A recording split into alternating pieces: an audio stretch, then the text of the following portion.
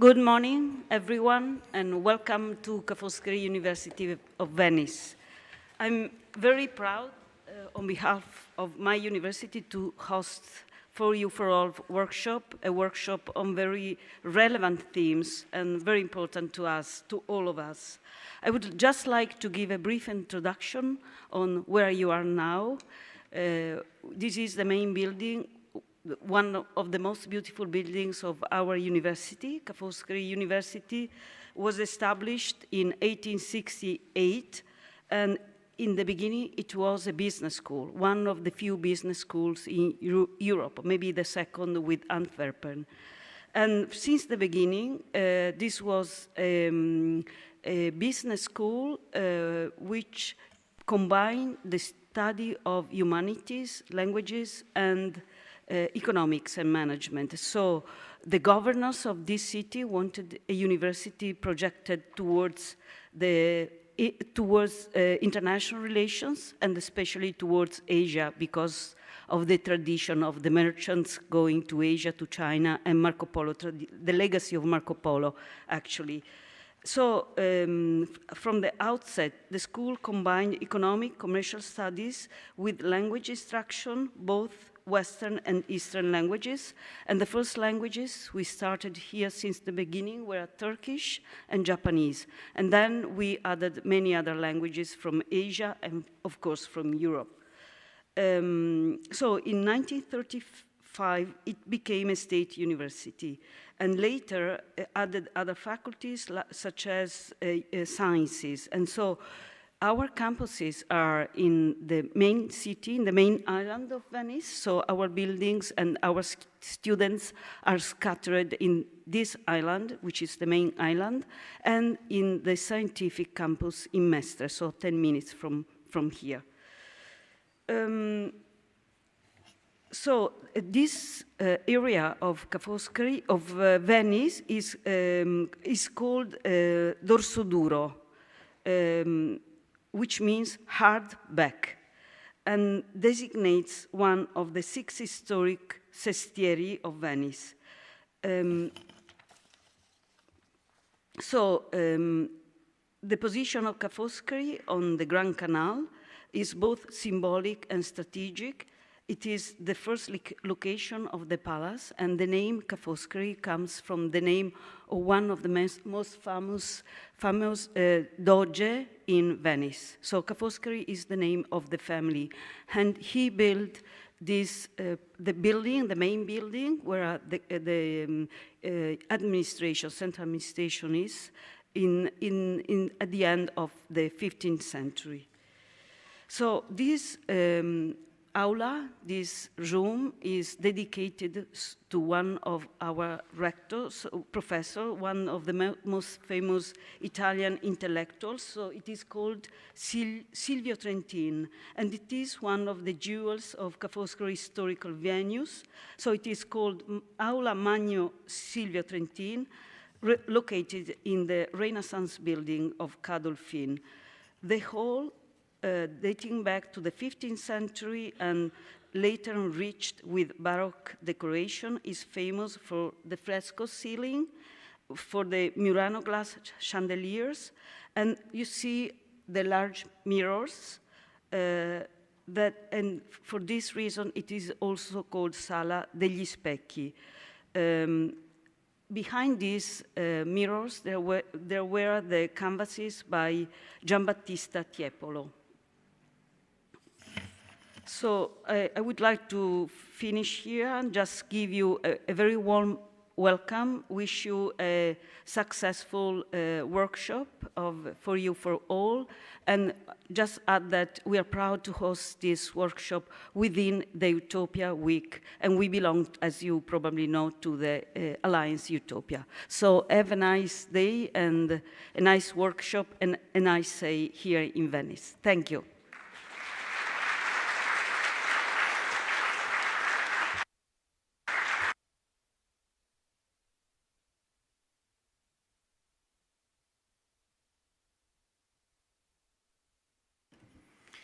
Thank you very much. We are very grateful, distinguished rector, for your nice introduction and just familiarizing us with a special place where our workshop is organized. We are very grateful to your wonderful team.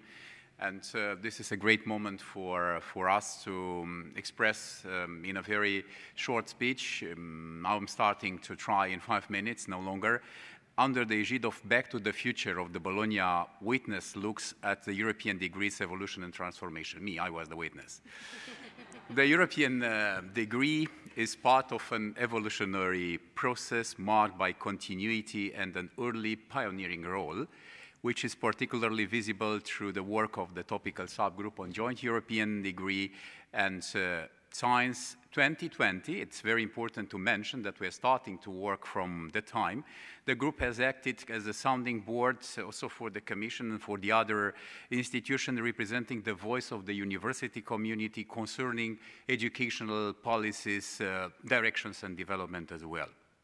The group was provided for the very beginning with a position and a strong one in the practice build and in concrete experiences for different reasons, different universities and different experiences.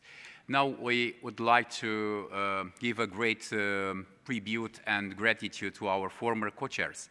And I'm starting with Neringa. Neringa is here. She was setting up every last Friday at 9 o'clock sharp the meeting of the group. That's tradition. 5 years we are just keeping on our hands and continuing. This is just the Back to the Future. This is why I'm starting with nominating that. Then it's also Dagmar Rötches from Germany. She's working now from the German Quality Assurance Agencies. Mirko Varano, you know very well. Elsewhere is Mirko. It's presenting and representing Europe and the European direction as well. Also very much grateful to Jan Mael. You have been always as part of our subgroup. We are not identifying you as an outsider. You are always insider and a very important one. Marichel, you supported much more than others what it's publicly and advertising and preparing fantastic connections. As last but not the least, that's very important for me, to my special partner and friend Laura. Laura is there, dressed wonderfully. You admire already her skills on creating a spatial, fashionable appearance. That's fantastic. And now I have 3 minutes to complete the rest. The European degree was launched as a major political initiative. This is a real discourse. It was just something more, but now I'm starting with what is important to be shared with you. Yet it's not merely a political process, and this is something we, the member of the European Degree Working Group, understood from the very beginning. It stands as one of the most important European policy lines ever proposed and officially endorsed. But in turn, it must be aligned with the Bologna process and its instrument, the famous Bologna tools. Our first idea for reflection during our workshop. European degree, it's in a line, a strategic line, which needs to be aligned. The European degree was conceived as one of the new, refined, and more elevated, and I'm underlining no means to understand elitist, pathways for the recognition of studies, going beyond the classical recognition or regulatory framework. Yet it must be integrated and acknowledged at the level of the member states. Our second idea for reflection, European degree, it's a new way of recognition which needs to be recognized. The European degree was initially designed to offer a unifying and standardized vision, especially in the curriculum development approach, because of the anticipated limitations, barriers, and constraints. But its evolution is now moving decisively towards diversity, creativity, and flexibility.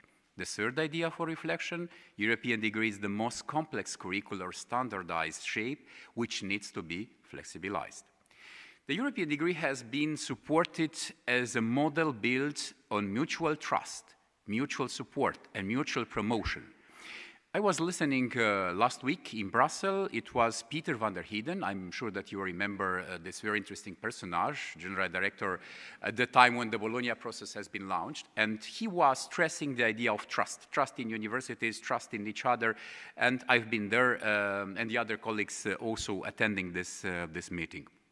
Yes, it were fully aware that it must to secure through robust, deeply embedded quality assurance mechanism. And here we are today, together to our colleagues, friends, and partners from the Quality Assurance Topical Subgroup, mutually engaged in a unique act of synergy. Thank you very much, dear Mara, and she's in the left of to you and to your baby, very patient baby, a European degree and quality assurance joint baby. That's fantastic. She's pregnant, and we are very much appreciating fantastic efforts to share with us the energy. And to your extraordinary colleagues from the Quality Assurance Group for a long-standing partnership starting these days. The fourth idea, European degree, is the supreme way to promote trans-institutional and transnational trust, which needs to be strongly quality assured. The European degree has received strong public policy endorsement for building a coherent structure, curricular units, and common administrative and technical recognition mechanism. Yes, but it's important to needs life, emotion, motivation. It needs our students, life, and the main beneficiaries. This requires a reconceptualization of academic learning and the new arrangements for a few ways of academic inclusion.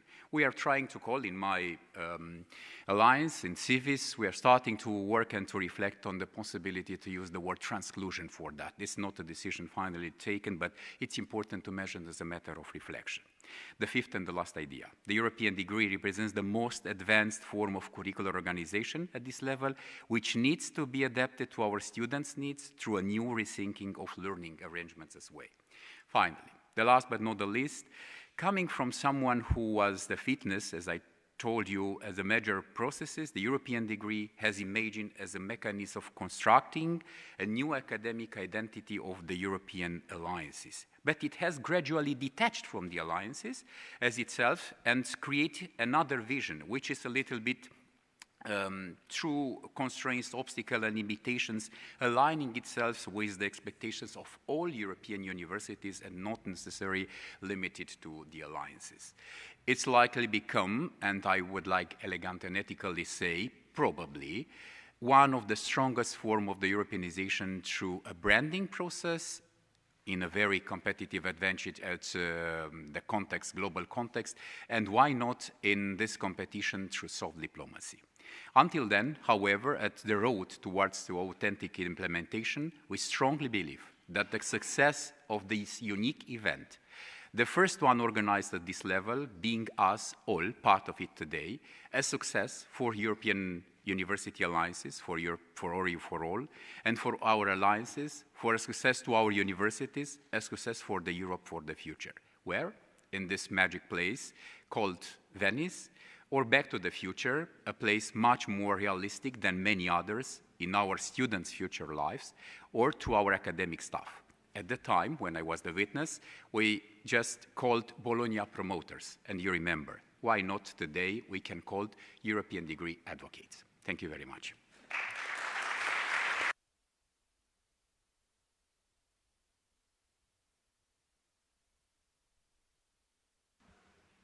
Good morning, everyone. I'm not going to give you a very long speech. I'm a very relaxed, small speech person for this opening. So, as Romita said, I'm Mara Noblet. I'm the chair of the Quality Assurance Topical Group. Most of you know me because I've been spamming you for the past year and a half with emails and events and asking for your testimonies and your own alliances practices. Today, what I want to start with is to a small reminder to all of you in the room that you are here or part of a community, a FOREU4ALL community, either through your membership in the European degree and joint programs topical group, the Quality Assurance Topical Group, whether you're an external partner to FOREU4ALL or whether you're part of an alliance in some way or another. And this word community is very important because beyond what we will do and our work in the next 2 days on the European degree labels, criteria and guidelines, we are also here to actually build that community.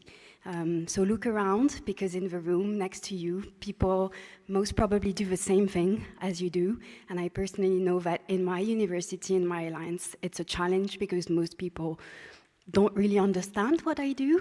And I guess you're in a room of people that understand and that can relate.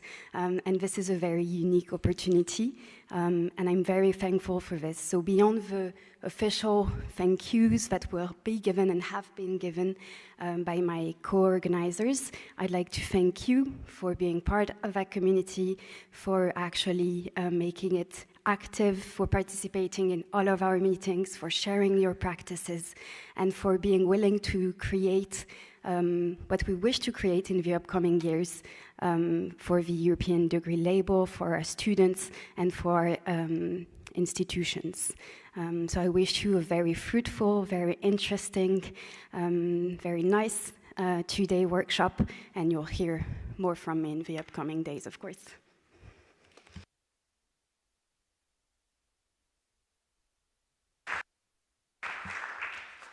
Good morning and welcome to everybody. My name is Laura Colò. I also been stalking you for the last 3 years, maybe. I'll also would like to start from the end, like my colleagues, since the energy is still high, and starting with thanking Rector Lippiello and also Fondazione Ca' Foscari for hosting us, but also the organizing committee who helped us during the organization of this event, which was completely volunteer. And I'll ask these persons to stand as I called them. Jonathan Grigen-Moore, Ulrike Cravagna, Dorothy Gregor, Alexander Whip, Mario Calabrese, Merichel Chavez, Andrea Brose, Suzanne Lippold, Mara Noblet, and last but not least, Romita Yuku, who has been inspiring me since the beginning, and thank you for your trust. If you meet these people during the day, don't forget to thank them individually, and also they will be stalking you during these 2 days, so remember their faces. Back to business. No, this is not true. Today I will be your facilitator. Tomorrow Mara will be your facilitator. And the idea of this meeting is not to have another event, another conference. We really want to have a working meeting. So I kindly ask the one who have their laptops open to close them and to focus for the rest 48 hours. We really would like to have you engaging, even during the panels. Why? So thanks to the FOREU topical group in the past, the policy experimentation projects, also the European Commission, the Council presidency, we could have this spring the Council resolution of the joint European degree label and the Council recommendation of a European quality assurance and recognition system in higher education. I'm sure you are all familiar with these 2 documents. If you're not, you have them in your email. But our work is not ended yet. At this moment, the Policy Lab and member states are working towards guidelines so that by mid-2026, we can roll out the joint European degree label. We already had a consultation on 24th October with the European Degree and Joint Program Topical Group, the PPMI and the European Commission, and some representatives of the Quality Assurance Topical Group to see which criteria are not really clear for us, the practitioners. Today, now the guideline, we have a first draft. There is a first draft of the guidelines, but we can still maybe help give them our recommendations on how to make this label more ambitious and flexible. How we will do that during these 2 days? We will have 3 panels.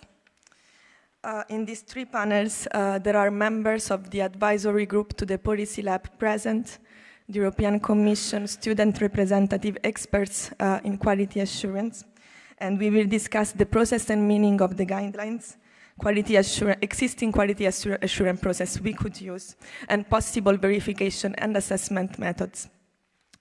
This will be followed by 2 breakout rooms, one today, one tomorrow. One to explore the issues identified from the policy experimentation projects in the last year, and the other really to look on existing practices to verify the criteria in alliances. We will also have, of course, networking opportunities, a poster session, and we will also have a moment where we will ask you if there are some questions that we are not addressing during this event, and we will meet tonight to try to give responses tomorrow. So, without further ado, I would like to start with the first panel, the first panelists, and call on stage Jan-Maël Bidot from the European Commission. Jan-Maël comes from the European Commission's Directorate General for Education, Youth, Sport and Culture. He is Policy Officer in Higher Education Unit and has been closely involved in joint European degree initiative. Welcome, Jan-Maël.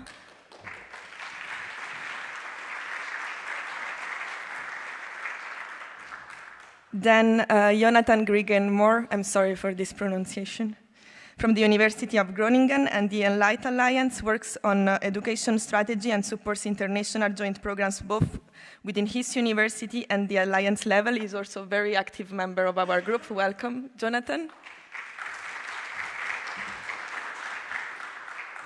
Juan Rayon Gonzalez, Strategic Manager in Ingenium, and previously worked in higher education unit at the European Commission, focusing on the European degree and quality assurance. He brings together experience from the Commission, from the alliances, and from the student side through his leadership role in the Erasmus Student Network.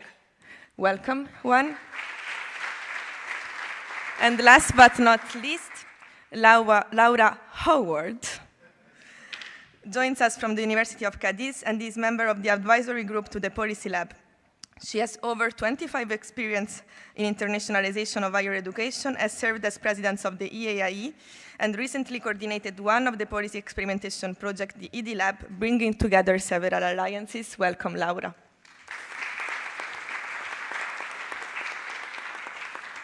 Our first panel is called Understanding the Guidelines, Purpose, Challenges, and Added Value. The fil rouge of this panel will be the level of ambition we would like to achieve through the criteria. But to give you the context, we have Jan-Maël delivering a brief presentation on what is happening. Now, let's see if I can use this computer properly.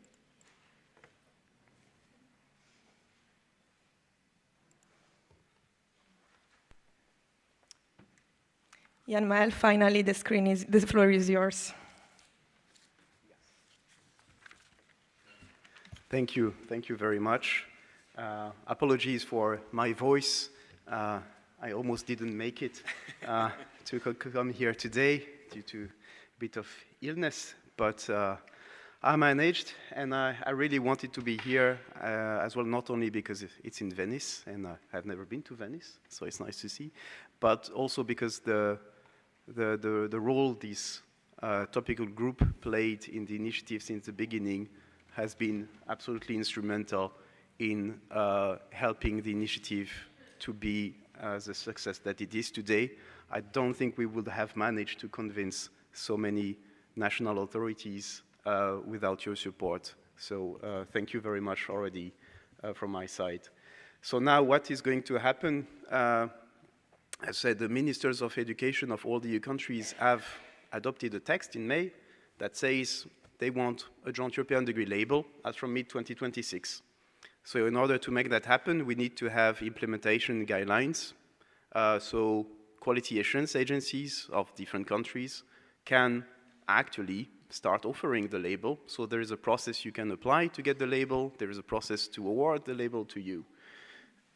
We are planning to have some support, of course, for quality assurance agencies to get ready and to start issuing the label. And in mid-2026, the fastest ones, the most enthusiastic ones, will start offering that. Now, I'm sure many of you have seen the first draft of this guideline that was prepared by some of the experts. We are not officially supposed to share it, but I'm pretty sure it's not easy, it's not hard to find. And I think that's a good thing.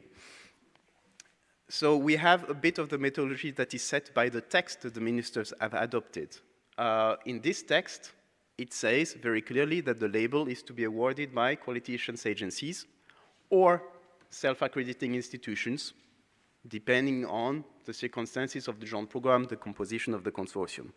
It doesn't say exactly how it's going to work, but obviously there were some big questions at the first meeting of the Policy Lab, with some countries not so comfortable with self-accrediting institutions questioning if they should be allowed to deliver the label. Well, that's in the text, so we must have something for them to be able to do that. In a way, if we trust them to deliver diploma, we should be able to trust them to deliver labels. But of course, they need guarantee that the process is not going to be out of control, and so we need to find a way to provide a reassurance that even when it's a self-accrediting institutions delivering the label, there's a process that makes sure they are doing it on a correct basis, and there are different ways to do that. All the criteria are needed to meet the label. That's also clearly stated in the text, so you can't just pick some of them and say you deserve the label. You need to comply with them all. And the assessment of whether a program complies with the label criteria or not needs to be based as much as possible on existing documentation. And there, it's very important, for example, that the cooperation agreement contains as much information as possible to make the process as easy for you and the quality assurance agencies to check. You can prove compliance just by having things in the cooperation agreements clearly stated. It is very clear that there is no intent of duplication of quality assurance processes. This is different. We are not talking about accreditation of programs. We are not talking about external evaluation of programs. We are talking about the award of a label on programs that have already been accredited, and of course in compliance with the ESG and the standards of the European approach. But we're not asking to do that again. This is just a precondition to get access to the label. We don't give a label to programs that have not been accredited or not been evaluated. It's a precondition.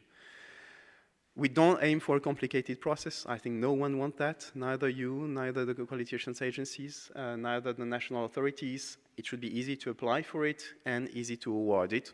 Doesn't mean it should be easy to get it, but the process should be easy. And some basic principles for the criteria.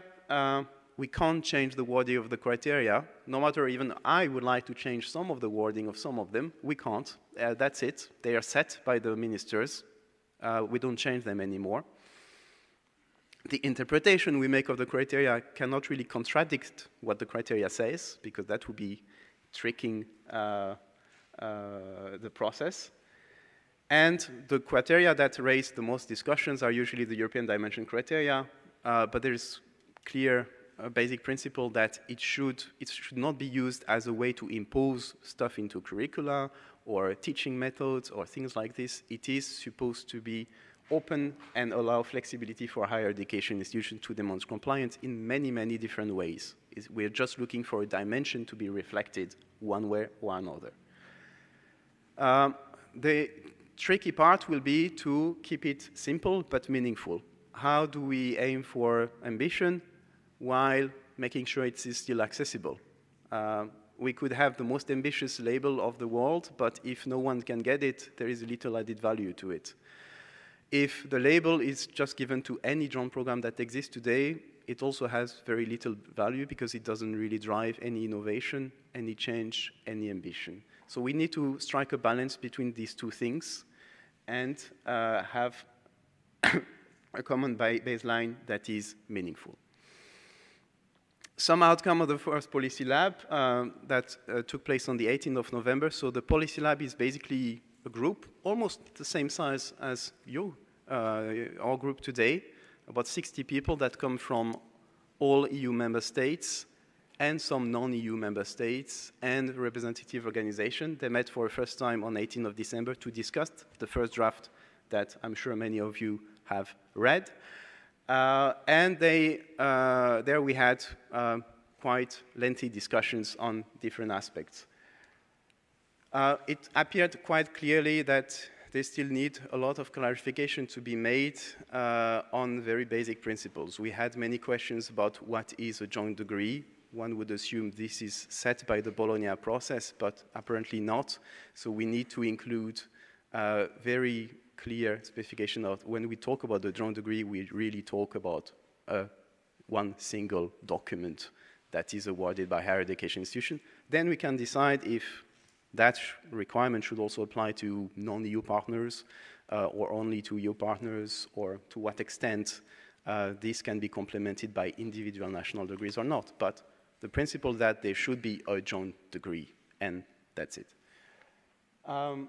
The role of self-crediting institutions, already touched upon it. There is a temptation by some to try to renegotiate a bit what was already approved by the ministers. So it's clear that some don't like part of the criteria and would like to get rid of it, but that cannot be done. And that's a message that we are clearly passing from the Commission side. This is it, we have to respect what the Council said. There is a general consensus on keeping the criteria open, where there is room for interpretation. And there, it's interesting to see the divide between ministries and representative of quality assurance agencies, because the ministries, they want the criteria to be as open as possible, so it fits their national regulations as much as possible. Quality assurance agencies look from the other side and like, yeah, but I need to check that. So I need guidance on how I can check that. Until when can I go to say yes or no? And there again, we have to strike the balance into guiding them to say, you can say yes as long as it's within this bracket of things, but some of these things are not acceptable.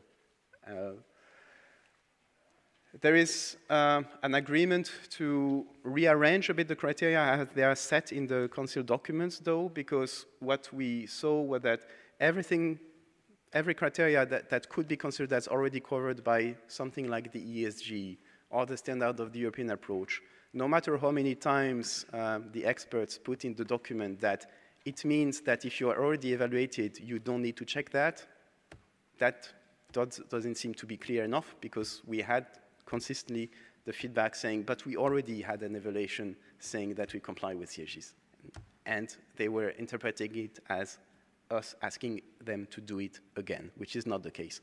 So maybe by reorganizing everything and setting it not as a criteria, but eligibility condition, for example, things will be clearer.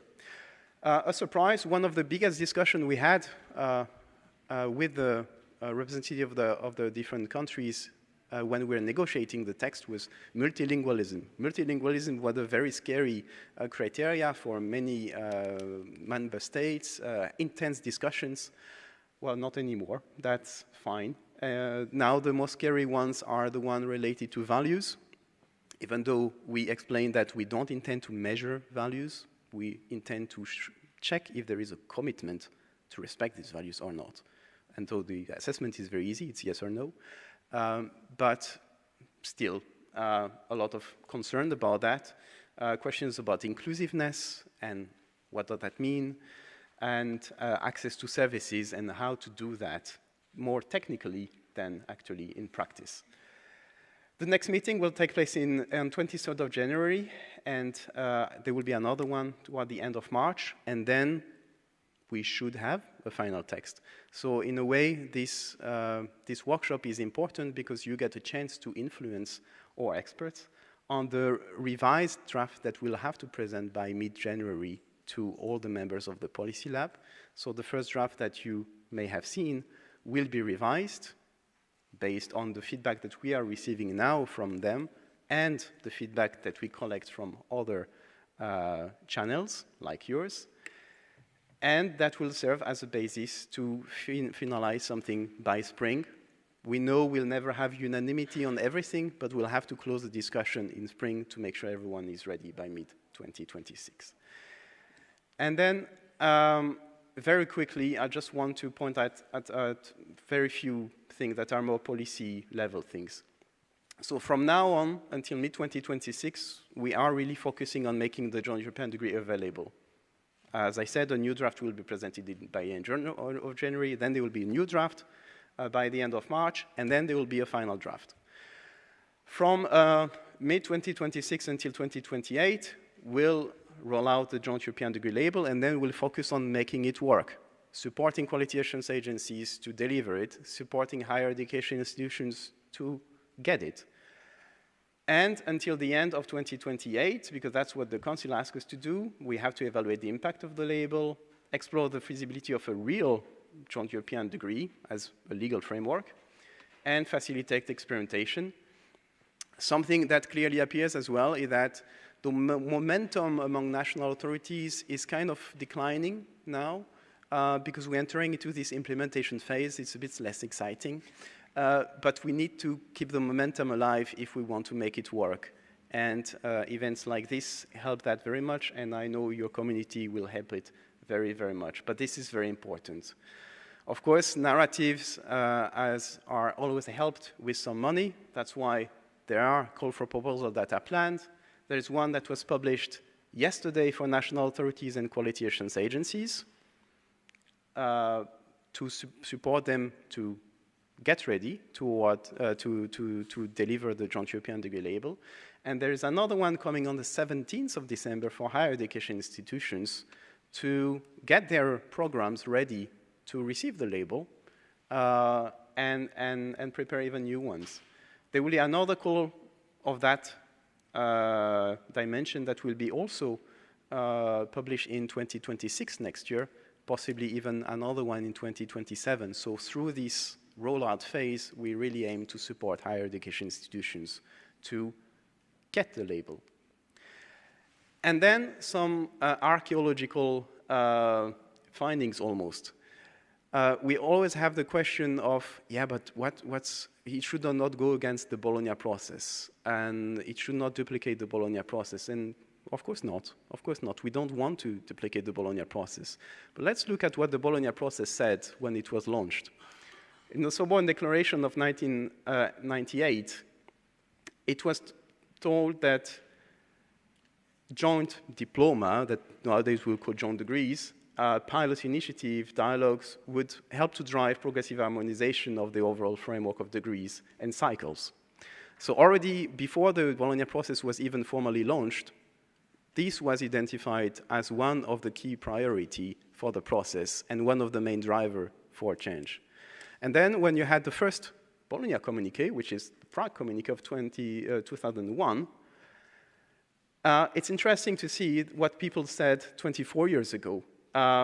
You had ministers calling for the development of modules, courses, curricula at all levels with European content, organization, or orientation, particularly those offered in partnership by institutions and leading to a recognized joint degree.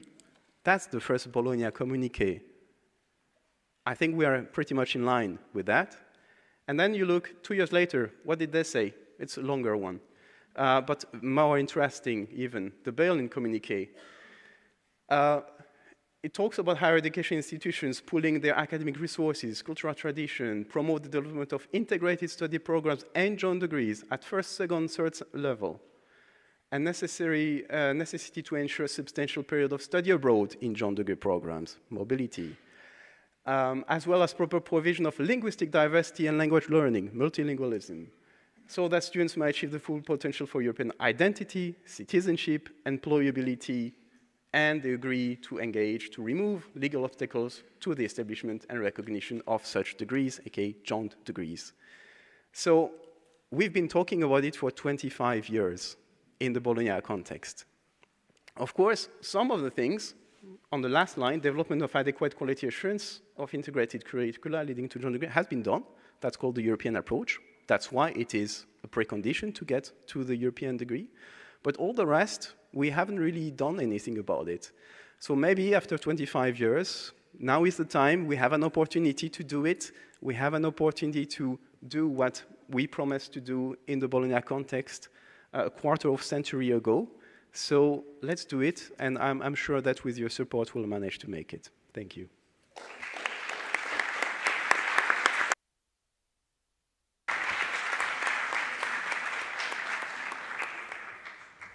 Thank you very much for these historical reminders. I will change the slide afterwards. I would like to follow up on the level of jointness. We saw that the criteria push for a certain level of jointness, not only the joint degree, but also joint policies, joint arrangements. And we know that many institutions also the ones involved in alliances have already engaging in that. So what is, for Jonathan, what is the European degree label really add? Having the European degree label working might require working through some sticking points that are not easy. What is the value actually of creating a European degree label? And is it worth the effort in your opinion? Thank you for that. I think a lot of people are wondering about the level of ambition, the efforts we're going to have to put in. Just to get a sense of the room I'm talking to, just by a show of hands, who thinks what's currently set out is overly ambitious? No hands, good.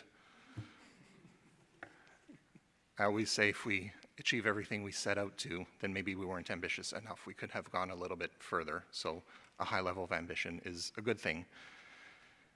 And when I hear people discuss the level of ambition that we're setting out, what we're trying to get to, I hear to a certain degree the question, why should we make it easier? Why are we doing all of this to work with each other in a certain way and be able to recognize each other's degrees and have a coherent process for that? My question is, why should it be so hard? As we just heard, these are all recognized degrees. This is all quality education. There's no reason that it should be this hard to work with each other. There's no reason not to have a way to collaborate with each other in a coherent, seamless way while remaining firmly rooted in our national contexts. This is a good ambition, and of course we're going to have to work towards that by working on the jointness of our offering. I was talking to Ulrike yesterday, who many of you I'm sure know. I often try to find people that I trust to run my points by, to get some feedback, and she appropriately reminded me that trust is what we're building by the jointness of the criteria, by truly being unified in our process, in our approach, in our education, in what we're offering to each other. We're thus building trust. We don't have to question things like, this is how I do things, how do you do things? Let's start from the basics. This is known. It becomes then a known quantity and quality using this label. To reach that level of trust, we do have to have true jointness in the offer, in the curriculum, and how we build what we're putting together. And as we saw, this was the ambition of the Bologna tools. This is what was originally envisioned. This is what we're aiming for. This jointness also means doing things together, defining things together from the start, so that we know exactly what we're doing, what we're aiming for, what we're putting into all of these programs. This is very important to recognize that from the beginning, everything will be joined. It should lead to a simpler, more comprehensive way forward, hopefully. This level of ambition, having something that's known as a quantity, as a quality, also allows us to recruit top students both inside and outside the EU for these programs. That should help the Union of Skills. It should help further the aims of the education itself that we're offering these students. It's not going to be obviously easy to accomplish this. As Laura said, there's going to be some sticking points in this process. It's not a given that we'll get to this end. So we're going to have to all push each other and internally with our ministries, QA agencies, and so on, to make sure that we are aligned. There's a lot of things that are happening right now with the rollouts of the European degree label. The ESG are being updated. This is going to affect the European process. The ECTS user guide is being updated with some definitions being added. All of these things happening at once means that we really have to talk to each other jointly. We have to push each other a little bit to stay aligned and make sure that the process is on course so that we can reach the necessary jointness to really highlight the value in the label. And if we do keep this level of ambition, if we keep everything aligned, then this brings out the value that we need from the label to be able to work together seamlessly. Ultimately, if we're able to do this, it means that the students benefit. We're able to collaborate with each other seamlessly. We're able to offer each other some of our best to collaborate with each other. The students benefit, and we all benefit from having well-educated, engaged citizens. So.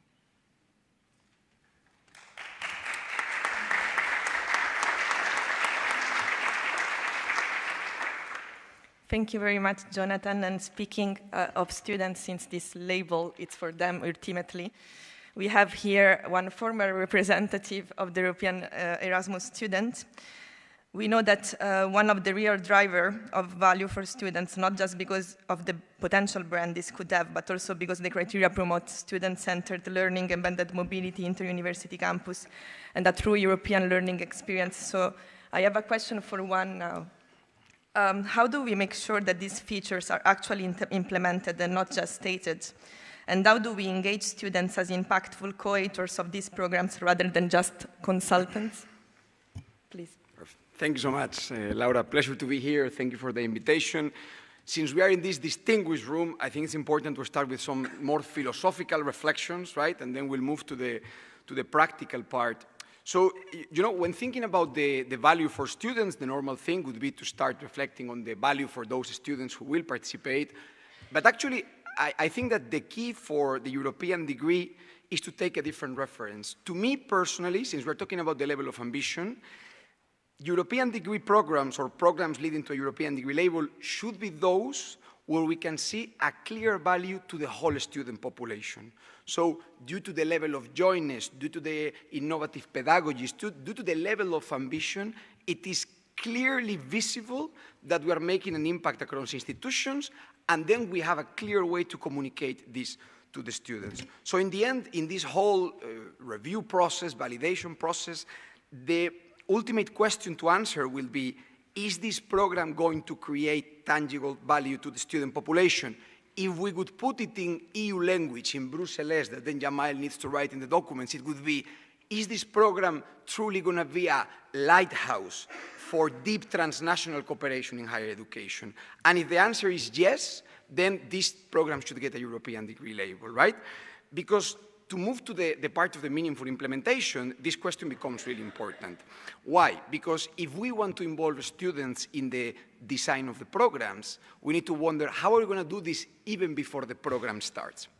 And to me, the question there starts with the link that programs should have with a broader education vision or pedagogical strategy, especially in the context of alliances, right? We all know that these programs are not only for European university alliances. This has been said, and I think that's great. But at the same time, we know this is a very important tool for us alliances. And I think most of the people here come from alliances. And if there is one thing that we alliances should have, is a vision for why do we want education and what do we want education to be. And this is actually key because it's not easy to engage the student population in a conversation about European degrees, because the students don't know what European degrees are and probably don't care.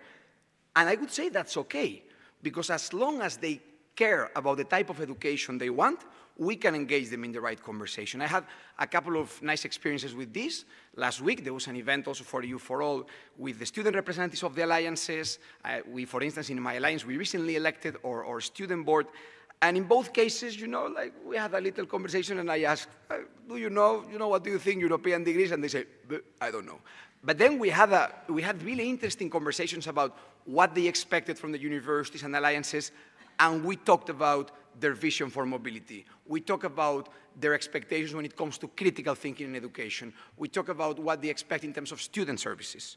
So those elements can be consulted and discussed with the students, and they can inform the way that we shape our programs. So that's the starting point. The first way to engage students in the creation of our future European degrees is to engage them in the creation of the overarching educational vision for our alliances or for whatever coalition of universities that are going to put together our programs.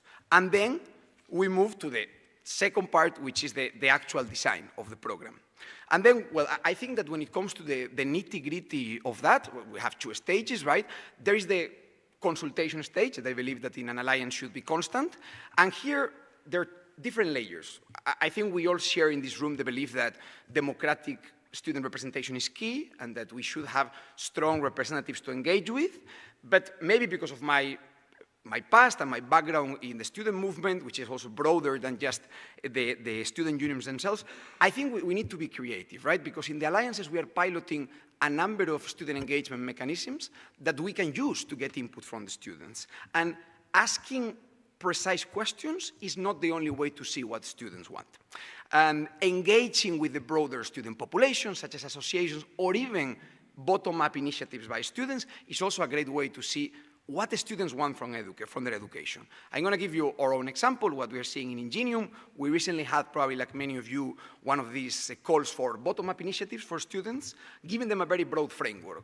We want you to work on things like sustainability, like entrepreneurship, the broader values debate, which is so important for the alliances. And what we saw coming from those programs is a lot of concrete initiatives on what the students want when it comes to entrepreneurship, when it comes to community building, when it comes to pedagogical development. So then it's up to us, right, as the staff leading the alliance, to make sure that those are integrated in the joint programs. So this could be, let's say, the first part of that student involvement.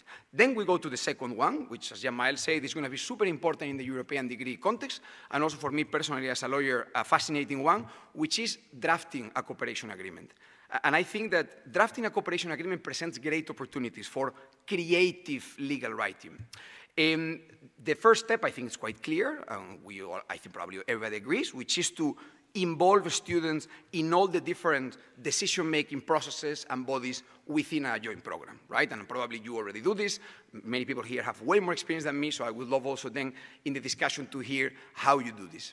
Here, the way we are trying to do it with our first joint programs is very straightforward, the students being represented in the committees, in the processes, but then we're also trying something that maybe you have already tried, which is a two-stage process for the definition of all those joint policies and joint arrangements. Instead of just defining a complete joint policy before we start the program, what we're doing is to create the initial joint policies, let's say, in a very linked manner, including the key elements, subsidiarity, mutual recognition, but then defining the cooperation agreement that all those policies will be revised after the first year of implementation once we have the student representatives elected and creating a continuous improvement cycle. And I think this is an interesting way to do it. It's very easy to include this clause, and it immediately leads to this process in which, as soon as the students will be elected at the beginning of the year, we will tell them, look, as part of your mandate, we want you to evaluate these policies and to think how to then improve them. The second part, which goes back to this initial broader education strategy, is to make sure that there are clear links between the students that will represent their peers in the program and the broader student movement of the Alliance, right, the student board. Because that's also how we ensure this accountability that I spoke about before, ensuring that whatever happens in the program is then translated to the broader Alliance. And then also connected to this, representation is key, but I'm a firm believer that the students can also support with the implementation of programs, with peer-to-peer support in the mobility part, being part, of course, the student-centered learning dimension, so being actors in the programs, and I think the cooperation agreement is the first space to include this. Another key element, I think from what I have seen in the consultations that has been broadly discussed, alumni engagement being part of the improvement cycle. This is something that has been done in Erasmus Mundus for many years, but it's something that it's better fit if we include it already from the cooperation agreement, and from what I'm seeing, it fits really well there. So these are some of the initial ideas on how to do it practically. What is clear is that with the cooperation agreement, we have a great opportunity to reinforce jointness from the very beginning with student engagement. So then, how to include these things in the guidelines, right? Like, what would I suggest? Well, the first thing that I would suggest is that as part of this policy lab, we have a very nice template cooperation agreement. We've been talking about this for some time. This will really help alliances and groups of universities in general, and even if not all the programs lead to the European degree label, that's okay, because people will be gradually, advancing in that direction. And then other things that I believe would be important to have in the guidelines, this collaboration with student structures to ensure quality mobility, also this idea of programs being linked to a broader educational strategy, which I think is absolutely key, accountability mechanisms towards the Alliance, right, in the sense that this is how you can prove that the program is contributing. For instance, I'm thinking about something we want to do would be annual meetings with the student board to explain how the program is evolving and which lessons are we learning to improve the pedagogical offer of our Alliance. And with these kind of things, I think the guidelines will be already way more helpful to ingrain student involvement. My general reflection is that never in the history of public policy, a minimum common denominator approach has led to successful outcomes. What has led to successful outcomes is a policy of FOMO, fear of missing out. When something is well designed, is sexy, and is shiny, people see it and they want to move towards that. So it's better to have an ambitious instrument that we can learn from, something that we can see, that we can take inspiration from, rather than go for something that everybody can have and doesn't really lead to any transformation. This is how we can use the label to move towards a real European degree that then removes the barriers that we face. So yeah, that would be it, and looking forward to the conversation later. Thank you so much.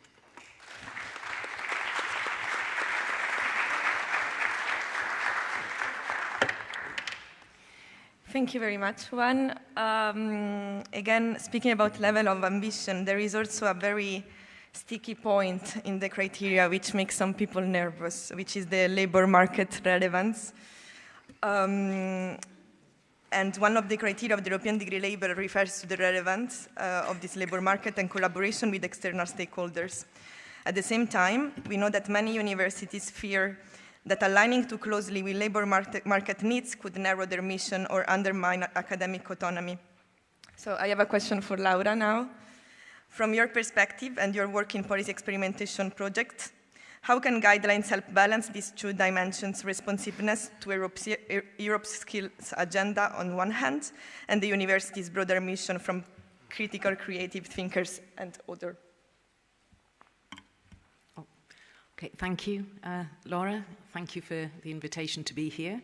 And I don't know whether the gentlemen between us realize that they're in a Laura sandwich. Anyway, the criteria certainly aim to link universities more closely to Europe's skills needs. But at the same time, they also aim to firmly safeguard the institutional autonomy and the academic freedom that are essential for universities' broader societal mission. So how can this be achieved through the operational guide and putting the criteria into practice? Well, mainly through this dual focus on transversal skills and a framework that respects universities' control over content and pedagogy. Integrating skills such as those needed for the green and digital transitions while preserving critical thinking, for example. So how can this happen? How can we ensure that universities don't become mere training providers? Well, if we look a little more closely at criteria B2, which is the one that Laura referred to, about opportunities for learning beyond academia and employability, we can see that criteria involves collaboration with industry and community stakeholders. It involves collaboration with them at the beginning of the process to shape the design and the implementation of programs, but also offers the possibility of internships, secondments, placements, volunteer opportunities, work-based learning, service learning, challenge-based approaches in teaching. These are all suggested ways of collaborating with industry and ensuring that the programs are providing graduates with the skills that they need. But it's also, I think, very important to notice the wording of the criteria, because it says that all this will be tailored to the nature and circumstances of the joint program.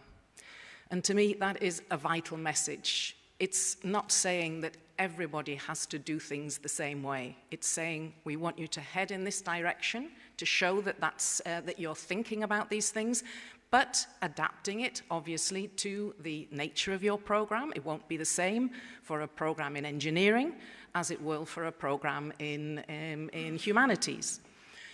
But they still both need to take these into account to the degree that is necessary for the nature and circumstances of that joint program. And we can see this in other criteria, B3 on digitalization. It also states tailored to the nature and circumstances of the joint program. In B1, interdisciplinarity and research-based learning.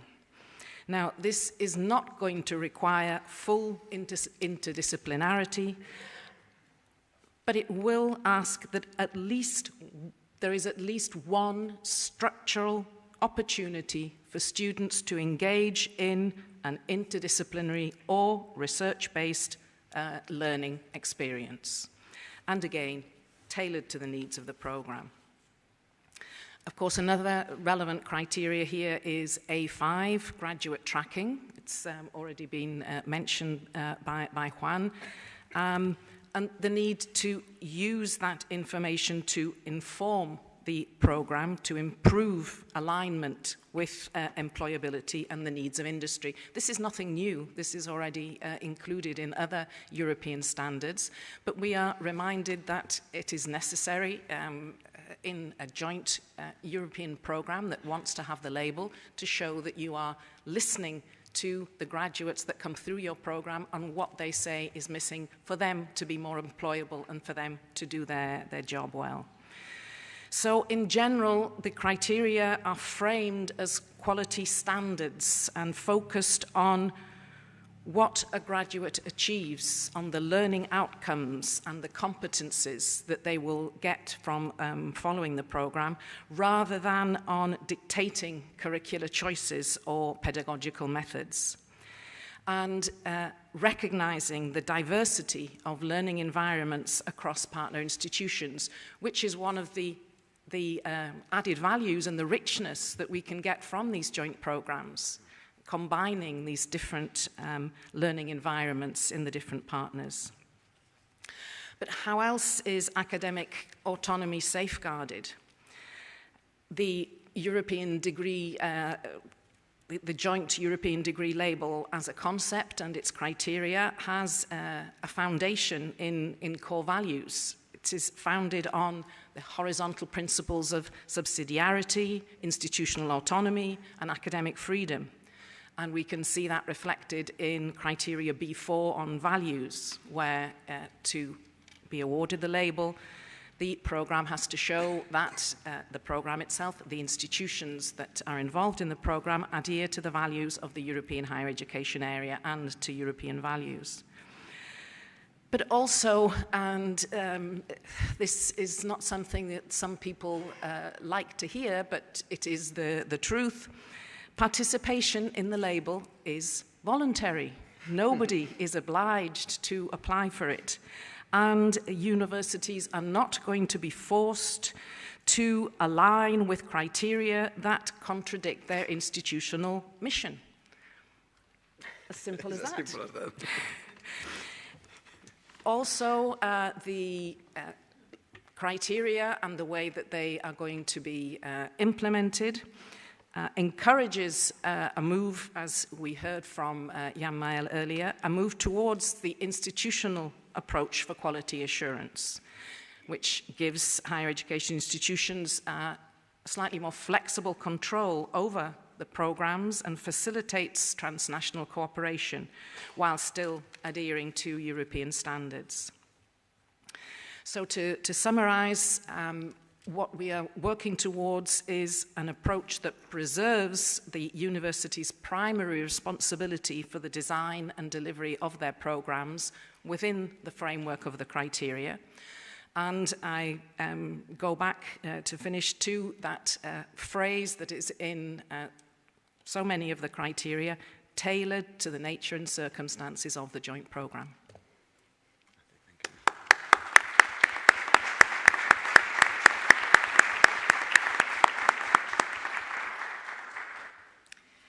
Thank you very much, Laura, and thank you for mentioning criterion B4 so that I can follow up on my question for Jan Mael about the European values. Existing programs already embed in some way the European values. So what does this criterion make the European degree more European than what we already have? And how can the guidelines support institutions in showing that these values are truly embedded and not just declared? Yeah, that's a tough question. And the story behind the value criteria is actually an interesting one. At the beginning, when we started the whole process with pilot projects, we asked higher education institutions to reflect on what criteria would make sense to them to have in the joint European degree. And I must say that values were not really among the suggestions of the Commission to work on, but it came from the pilot project that was something they wanted to see reflected among the criteria. And that's something that we took in the proposal, therefore, that was sent to the member states. During the negotiations with the different countries on agreeing on the final list of criteria, I wasn't sure that the criteria will stay until the very end. There were a lot of talk about how to modify it, maybe delete it, maybe change the wording. In the end, it includes more values than in the initial proposals. Now it talks about the Bologna process values, and it talks about the values of the European Union defined by the treaty, and other things like democratic citizenship and so on. So quite a lot of values indeed. But the criteria also talk about the fact that it's a commitment that is expected from the institutions. And I think the role of this criteria is not really to start auditing every institution to see how they respect all these different values one by one and tell them how they should do that. I think the goal is mostly to protect the program that will get the label from being misused, or the label from misuses. You know, we always say that the minimum is 2 higher education institutions from 2 EU countries. I don't think we have really higher education institutions in EU countries that fundamentally disrespect these values today.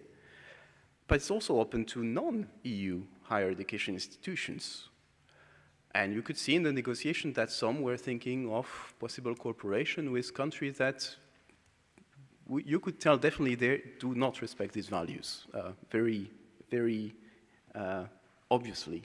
So this criteria is there mostly to make sure that such cooperation don't get to be called European degrees when they fundamentally disrespect these values. If you start thinking of, for example, building a joint program with Minsk University, well, I'm sorry, but they don't deserve this label, because we don't want to have cooperation with universities where students are jailed if they dare raising their opinion. And that's simple as that. It's a measure to protect the integrity of the concept of the label. It has to be strong enough so there is a guarantee that the label can be withdrawn in case there is a very big, obvious problem. But it shouldn't be a way to start questioning too much what is well established in EU countries and in our higher education institutions where, of course, these values are today respected. Thanks a lot. Very nice way to end the conversation. I had another question, but first I would like to open the floor to you. Do you have any questions for us, for the panelists? And please don't be shy. If I can speak in public, everybody can.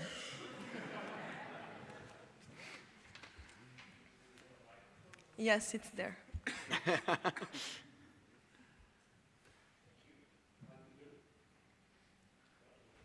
Can you present yourself? Mario, part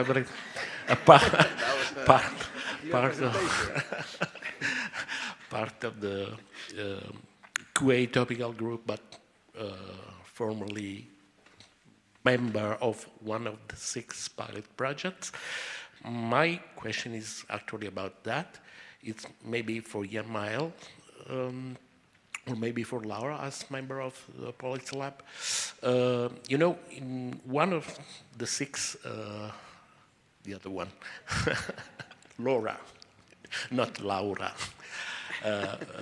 One of the 6 pilot projects in its conclusions, proposed to extend the scope of the European degree label to smaller units of learning, so to non-degree pathways or micro-credential, or whatever we want to call them.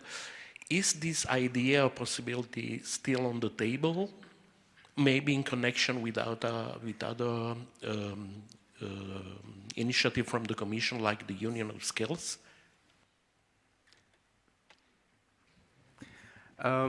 That's a question I received a lot in the last years.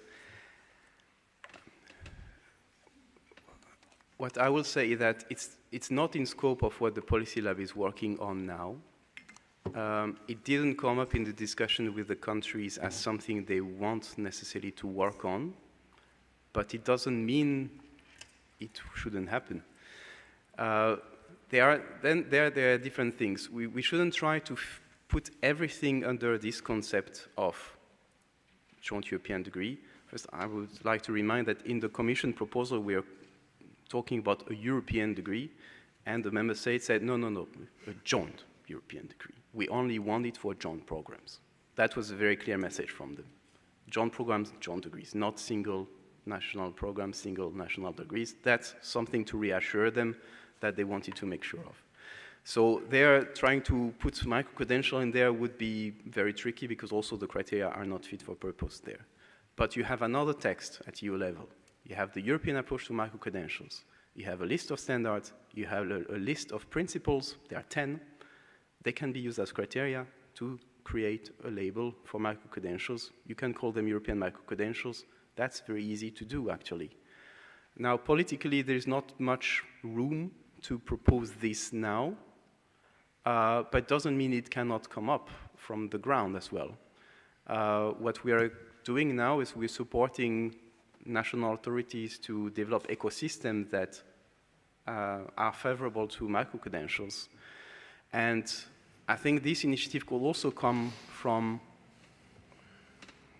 institutions or national authorities that would decide, hey, you know what, we will create a label for micro-credentials that are aligned with the European approach for micro-credentials, and we'll call them European micro-credentials, and we will absolutely support it. And that can be another way to get there. Thank you.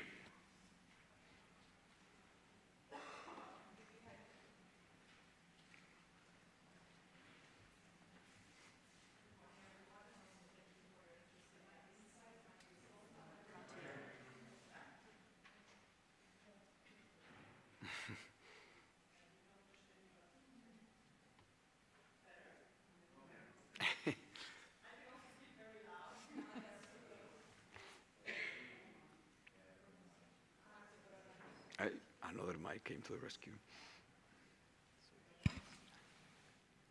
This is better? All right. So I was saying good morning, everyone, and thank you for your interesting insights. My name is Lotte. I work at Ghent University, so Enlight Alliance. I have a more technical question, if I may, on the terminology, either for Jan Mael or Laura, whomever wants to reply. So I think one of the most fundamental criteria in the list is the one leading to the awarding of a joint degree, which is, I would argue, the proper reflection of a joint program, one joint degree. But I'm still wondering, and there is still a lot of debate on how to interpret this joint degree. Are we talking about a joint degree in the sense of one single document that all partner institutions award or co-deliver, I would say? Or are we talking about the degree in the sense of a single qualification that all partners need to co-award? Because that's a big difference, I think. Thank you. So we are using the definition of the Bologna process, joint degree, one single document recognized as the award of the joint program nationally. So it's a joint document, it's one single document, it has legal value. It doesn't mean you need to have one single title. I assume it could have different qualifications on it, even though, yeah, I mean, that would be a bit odd, but why not? I mean, that's actually a question I received 2 days ago from Estonia.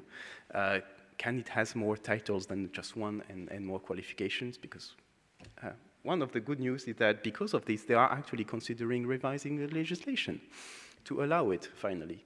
So they need to know what to do and ask for advice. So we are talking about really a joint degree. We saw that question coming up in the policy lab, including from representative of higher education institutions asking, yeah, but could we interpret it as multiple degrees is a joint degree? And we're like, no, no, no. We need to have clear definitions aligned with the Bologna process definitions. So we say joint degree, we say joint degree. It doesn't mean that we can create extra flexibility and say, yeah, this joint degree requirements applies only to EU partners, for example, because, okay, we don't want to forbid another degree to be awarded by a Japanese university on the side. I mean, that's fine. In the end, what matters is that European partners can work together. But that's something we'll be quite inflexible about on the principle. But looking more into the detail of implementation, there could be room for these kind of things.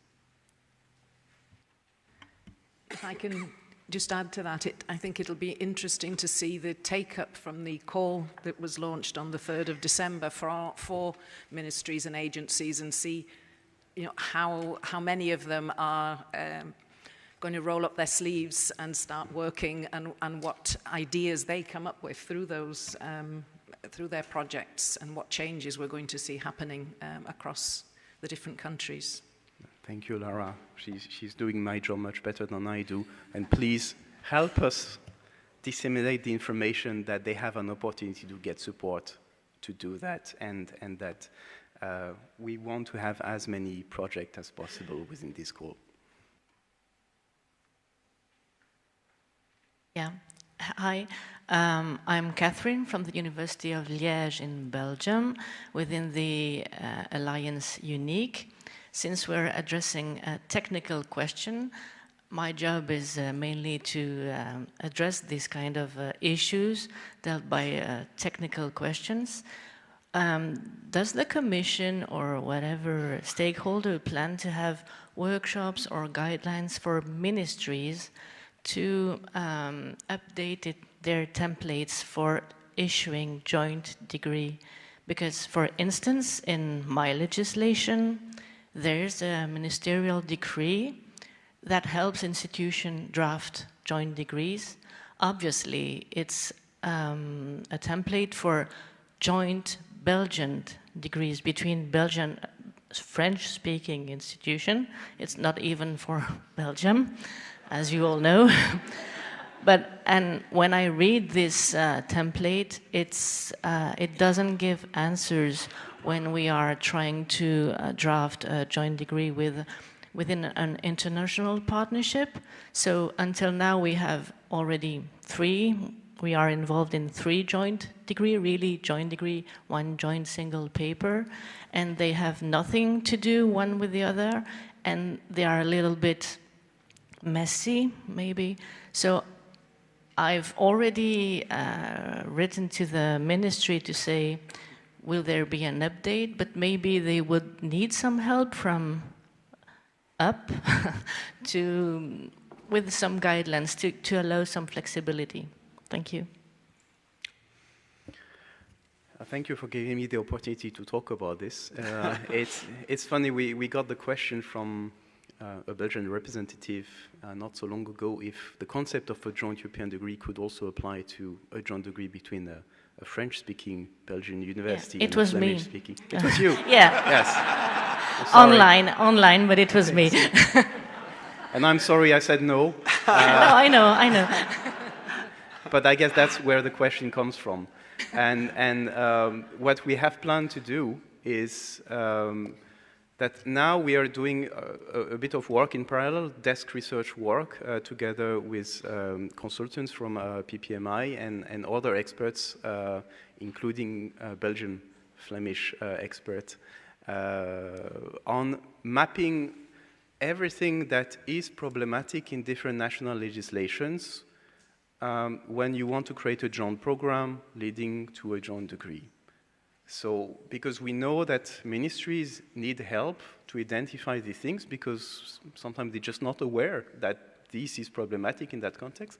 So we're trying to map everything in every national context. In Belgium context, it means in Wallonia and in Flanders. All the things, including the award of a joint degree.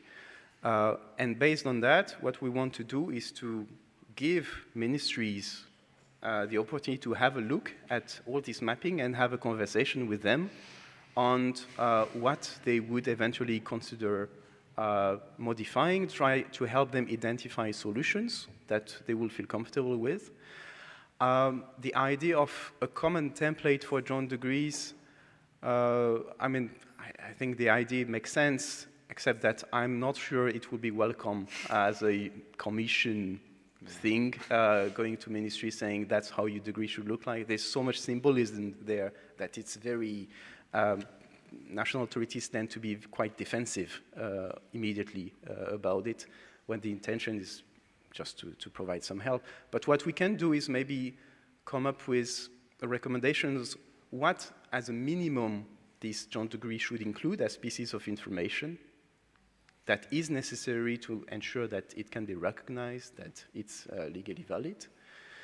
And then you know that all the rest that is not among these minimum requirements is a bit you adding extra stuff to it.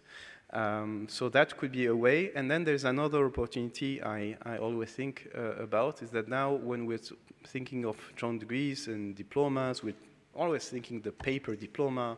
It's beautiful, it has nice seals, signatures, and so on. But that's not really the future. In the future, this diploma will be digital, most likely.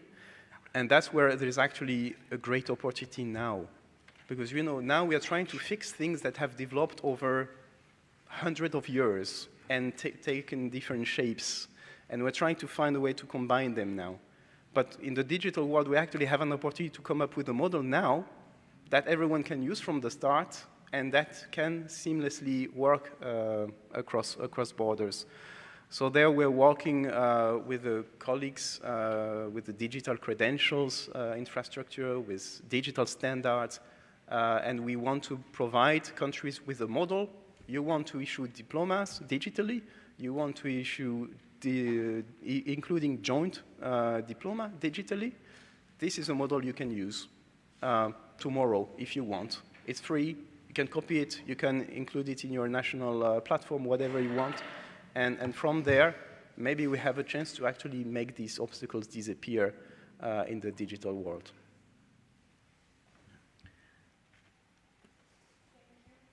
And I also know that Juan would like to intervene. Yeah, something related to what Lotte mentioned before and a comment that Jamail made, because this is actually really important, the part on the qualifications. And what I would say is that it's not only possible or just like something that could happen that leads to more than one qualification. It's actually something desirable that we should try to have. Why? One of the biggest problems we have in Europe, as you know, is that our single market for services is not fully integrated, and still a lot of people face barriers, you know, like to practice their professions outside of their own country. A lot of this is connected, indeed, to the lack of recognition of professional qualifications. So a great potential spillover effect of what we are doing is, indeed, that we start to have first more joint programs that then lead to 2 qualifications, but then why not? Imagine the context of alliances, that even without having all the universities involved as degree awarding institutions, they immediately lead to qualifications across all the alliance. So then you would immediately imagine the case of law, right? To become a lawyer in Spain, I need to have my master's. This only happens in Spain. And still I face barriers to practice law in any other European country. So this type of joint programs could immediately lead to a recognition of the qualification in every country. And this would be incredible progress towards a real single market for services. So these are the type of innovative solutions that we need to really move these programs to the next step. Of course, then there are many legal things to do there, but to be honest, the fact that a program is linked to an NQF, it really depends on the country accepting it, because the framework is there. In each national qualifications framework, you will have what is needed for that. We just need the ministry to accept that program. So it's very good. Thank you, Lotte, for that great question, because I think it initiates a reflection what are the next steps to really make these programs not only about the academic side, but the link to the professional world. And it can be a powerful element because we have the narrative behind it. You have the Letta report, we have the Draghi report, and this is really, really important. It's one of the biggest problems we have in our economy. So I just wanted to make that little note. Sorry for jumping in. Yes, I've been given permission to jump in again. I wanted just to go back to the digital qualifications that were mentioned.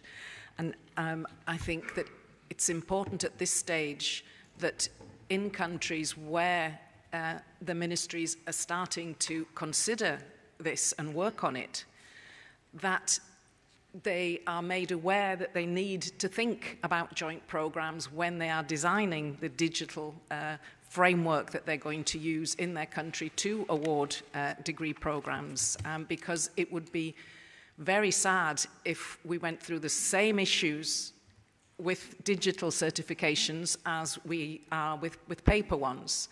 That is, that they originally were not designed for joint programs, and therefore there are issues that make it very difficult.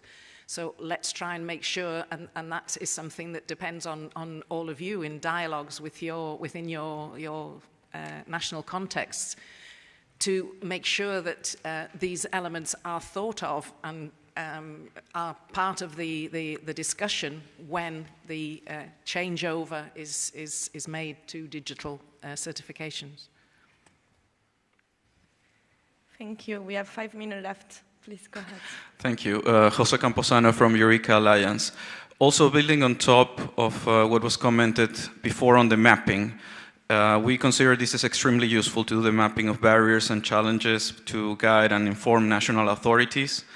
In our alliance, we have actually been following a similar exercise that was done as part of these Erasmus Plus experimentation projects, where there was already a big table of mapping.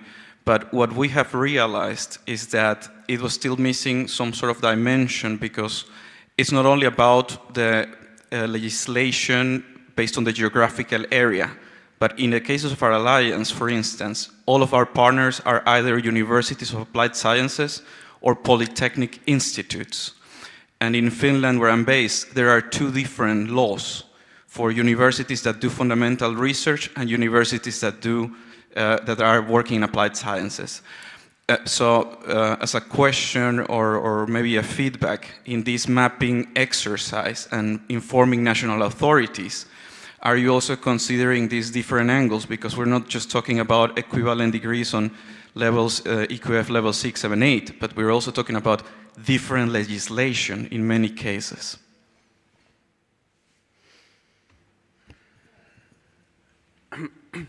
We are definitely going to take that into account. The idea is to, basically expand what was done in the pilot project, who proved to be extremely useful. At first, I was afraid when we published the outcome of the pilot project that the ministries will think we are pointing finger, and they would take it the wrong way. But actually, only a couple of them took it that way, and most of them were actually found it very useful, because again, it's a job they don't have to do, that was done for them. Then they helped us to point to say, yeah, but I actually have an exception to that point in my legislation, they're just not aware about it. And sometimes it's just a problem of miscommunication between the ministry and their higher education institutions. Sometimes it's institutional practice as well. So there are many different elements to take into account. And point taken, I think for Finland, we definitely have to keep that in mind when we draft the Finnish mapping, which we haven't started yet. But anyway, I think this mapping, we want to have several eyes to look at those before we are ready to even publish it. It's really a way to engage conversation with you as practitioners, with quality assurance agencies, and mostly with ministries at the end to try to find solutions together. Thank you. We take 2 more questions, one here and one here, and then 3. Okay. So I'm Levi Gorsen Nesbakk from Nord University in Norway and a part of the CEU Alliance. So the question is about collaboration. So of course the joint degrees are founded on this, but can you say a little bit more about the amount of collaboration and what type of collaboration would it kind of take to get your logo on the diploma, so to say, because of course you may be a part of the design of the joint degree, you may be a part of the co-teaching, but of course you could also be hosting students, so you can do many different things. And what would you regard as the kind of minimum type of collaboration or participation to say that, okay, we are a part of this joint degree, and we will therefore have the logo on the diploma? Well, I would say that that depends on the consortium itself. It's up to the joint program, all the institutions that provide the joint program, to decide when they consider that a partner has earned its laurels, if you like, and can be included in the as one of the institutions appearing on the final degree. The consortium itself may decide it's only institutions that take part in the teaching, or it's only, and that's something that they have to agree on in the joint program. That isn't going to be, as far as I know, that is not going to be mandated. It is up to the institution. There are also currently institutions that are not happy to, or are not allowed to, from their internal legislation, to put their name on a degree if students haven't spent time physically in their institution or for various other reasons. So those elements may also mean that some institutions can't appear on the degree because they haven't had the level of participation that they themselves require for that. But basically, the consortium needs to decide on that. Yeah, we don't want to go into the same direction as some legislation that may say you need to provide 30% of the teaching, or you need to host 50% of. We don't want to go there. So as long as the consortium is comfortable counting you as one full partner, as long as you're comfortable putting your name on the degree, I'm comfortable with it. Hello, my name is Paula. I came from Portugal, Universidade Europeia, representing Challenge EU. I would like to come a little bit back and ask you about the burden.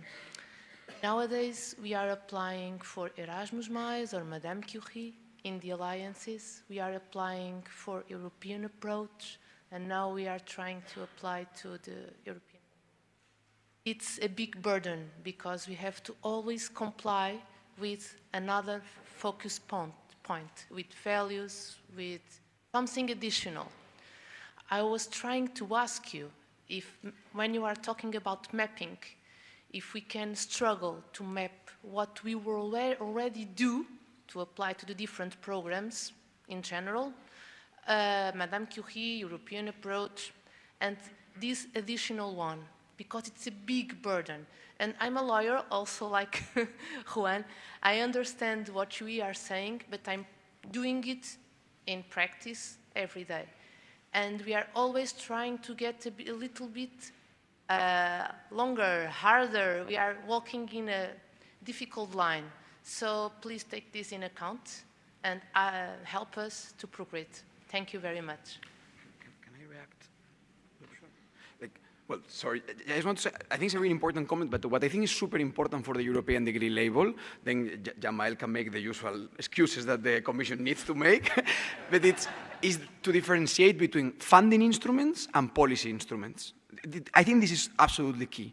Like, even though there might be funding linked to it, I think the whole European degree process should really be, just like the European approach is a quality assurance process, the European degree should be about quality, about improving the programs. And then I think there's another very important debate that we should actually push, which is, does it make sense, the current application processes that we go through at the European level? Is this helping anyone, that we fill 40 pages of quality things that then ChatGPT can fill? But to me, these debates are really different, so I just wanted to point that out. Sorry, Amal. No, very well said. Something I can say about back in the process. When we started working on the concept, what can we ask in order to get to this joint European degree?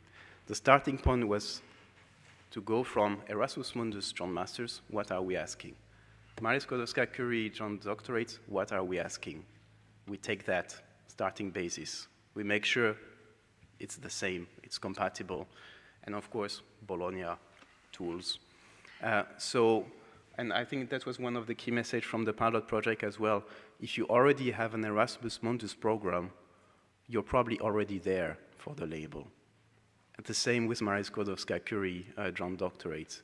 You're most probably already there.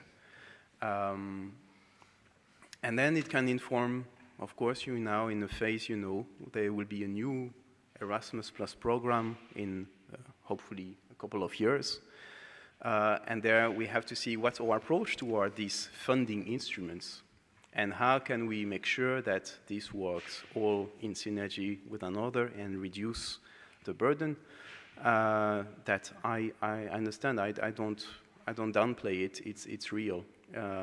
It's real. The application burden, I think anyway, artificial intelligence will lead the Commission to rethink the way applications are made, assessments are made of everything.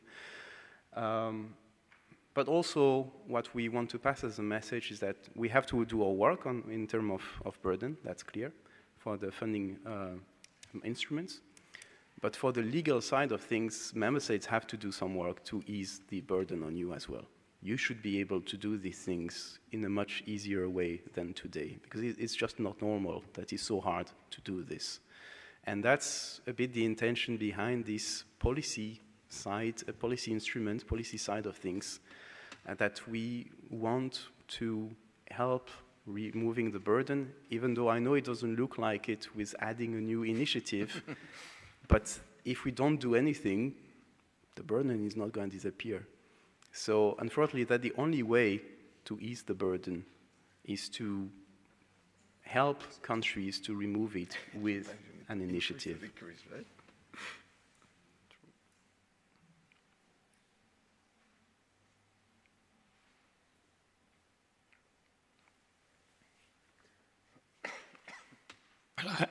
I'm Ramon Martinez, Technical University of Madrid, ELISA Alliance. I'm sorry, first of all, for delaying the coffee break in 1 minute. I'm going to be very fast. So the first point is on the comment of Juan about the spillover effect of making joint degrees be recognized at the different countries as professional qualifications. This is something very, very important that we evaluated in one of the policy experimentation projects. And what I would suggest on the first side is that, considering that we are talking about understanding the guidelines, I'm sorry, I'm one of the few people that have not had access to the first draft. I'm sorry for that. But maybe it would be interesting to have like some clear definitions on what we are talking about when we say national qualification framework. Are we talking about academic qualification, professional qualifications, both? Because depending on how you read it, there could be like some, let's say, bottlenecks from different countries to say, okay, I'm not going to accept that a joint degree will allow my students to be engineers in my country.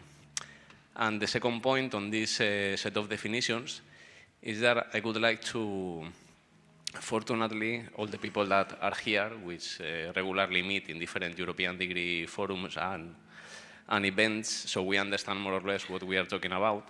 But people that will design joint programs probably will not have the background that we have.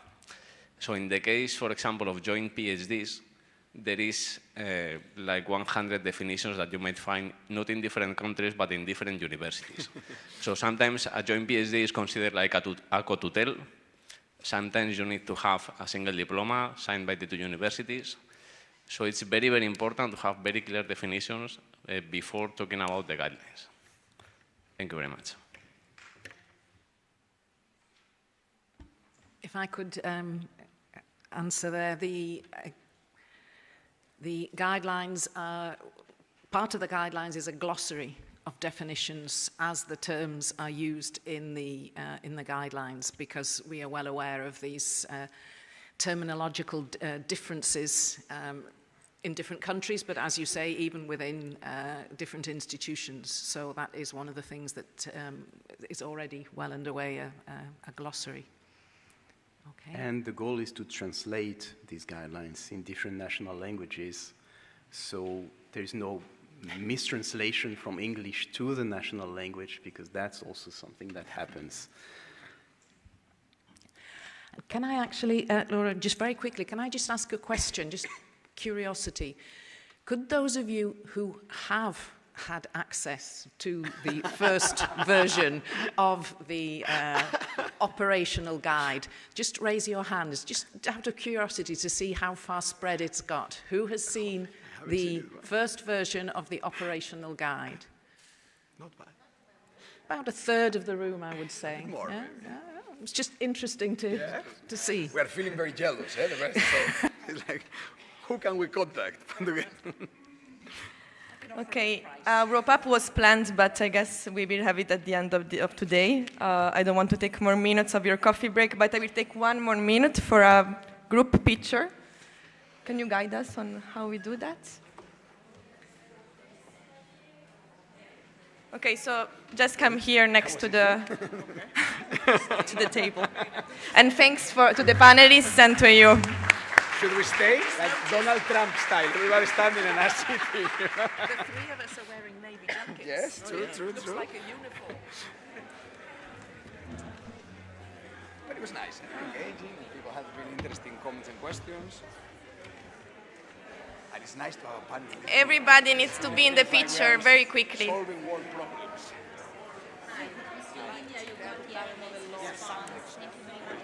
A mí eso me encantó porque eso ya te cambia la línea.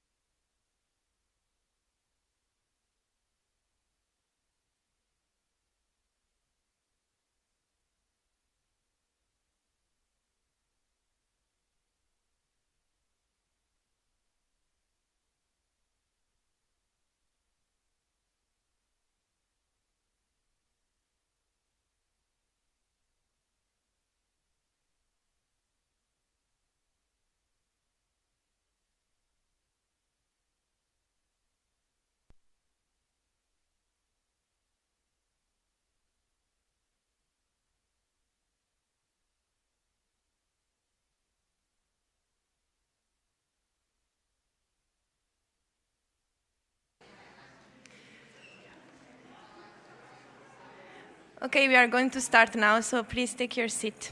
Thanks.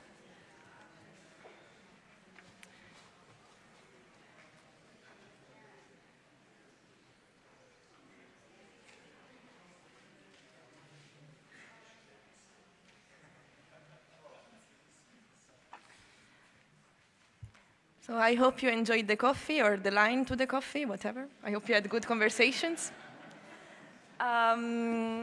The next session is about quality assurance perspectives. What does compliance look like, quality assurance challenges and opportunity? In this session, we will focus on existing conditions. But for the moderation of this session, I will leave the floor to Alexander Wiff. He is Secretary General of the EU Peace Alliance. He coordinates the EU-funded project under the European Universities Initiatives, including the management and facilitation of all project activities between the various bodies and expert teams. He guides the activities and decision-making processes of the Alliance itself, but beyond the project as well, and he represents the Alliance externally, including in the community of practice FOREU4ALL. Prior to the EU Peace, he first concentrated on quality assurance in higher education, first in policy at the RASHE, starting in 2011, and then at the Quality Assurance Agencies, ACAS. The floor is yours.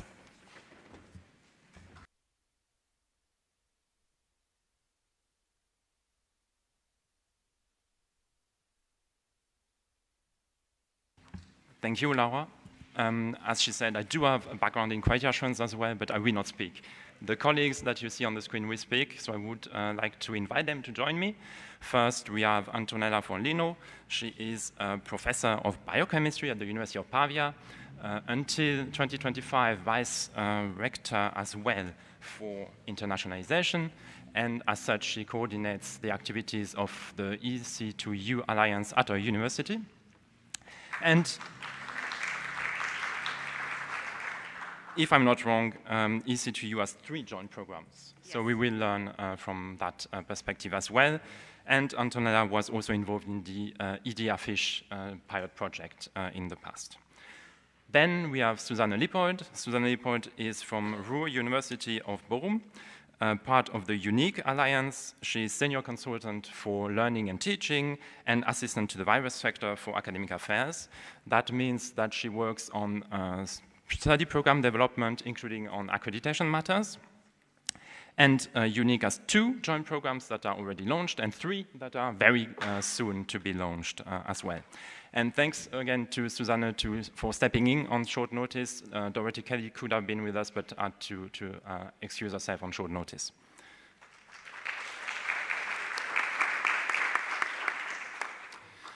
So the institutional perspective and then the quality assurance agency perspective, we have Patrick van den Bos, director of FOREU4ALL, which is the quality assurance agency of Flanders.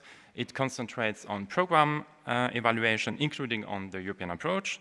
And Patrick is also vice president of ENQUA, the Association for Quality Assurance in Higher Education, which is shaping the Bologna process, the ESG revision, and much more.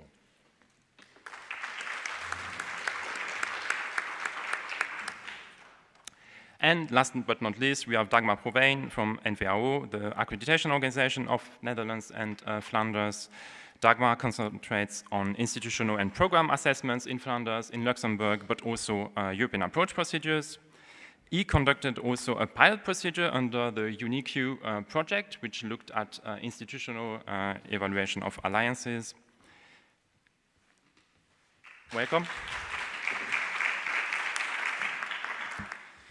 So as we did earlier today, we will start with brief inputs, and then we will have good 30 minutes for discussions with you. We will go beyond 12:05, but that should be fine as well. So maybe first, Antonella, can you maybe share with us some good practices that you've come across for the development of joint programs that can help for the European degree label? And also some challenges if you encountered them.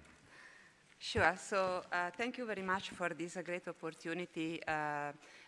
When I was asked to share with you best practice as challenging, I just thought, well, that's a challenge per se, meaning that I was involved since the beginning as a coordinator of the master task force in our alliance to set up the basis for joint program.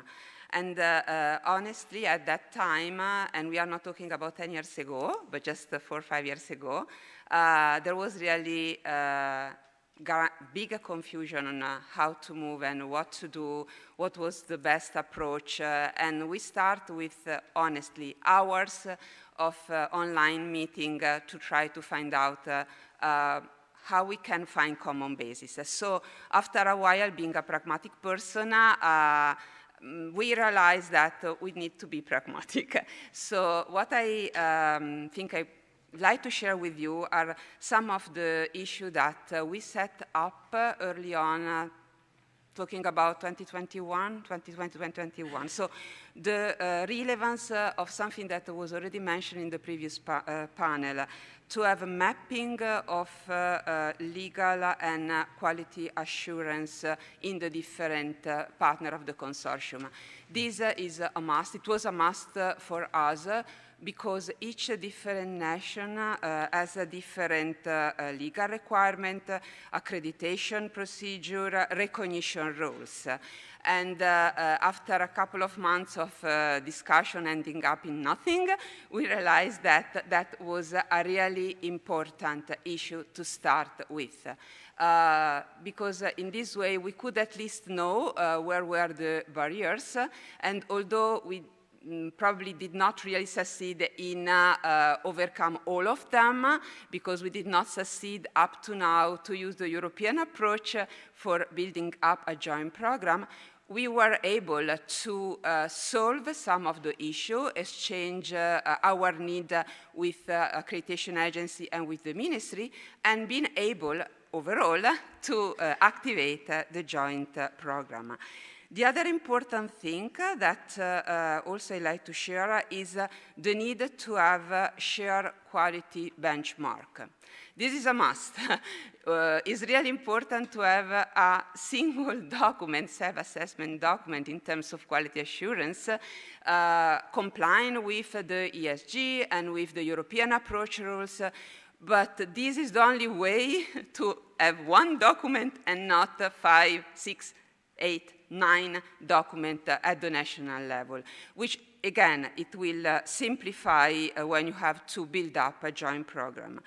And then also to have a strong and formalized governance, meaning it is important to identify who is doing what, who is responsible for what, starting from the curriculum design, the learning outcome, but also the assessment of the students, but also who is releasing the diploma, but also who is responsible for the funding for the mobility path within the master. And this was actually something that we took seriously in consideration, meaning it's very important to have a good consortium agreement in place. In order to avoid to have to make the small changes with a lot of amendment later on. And I'm saying that because we went through that, of course. And then another issue is to have clear in mind what is the program level of joint master and what is the institutional level. There are something that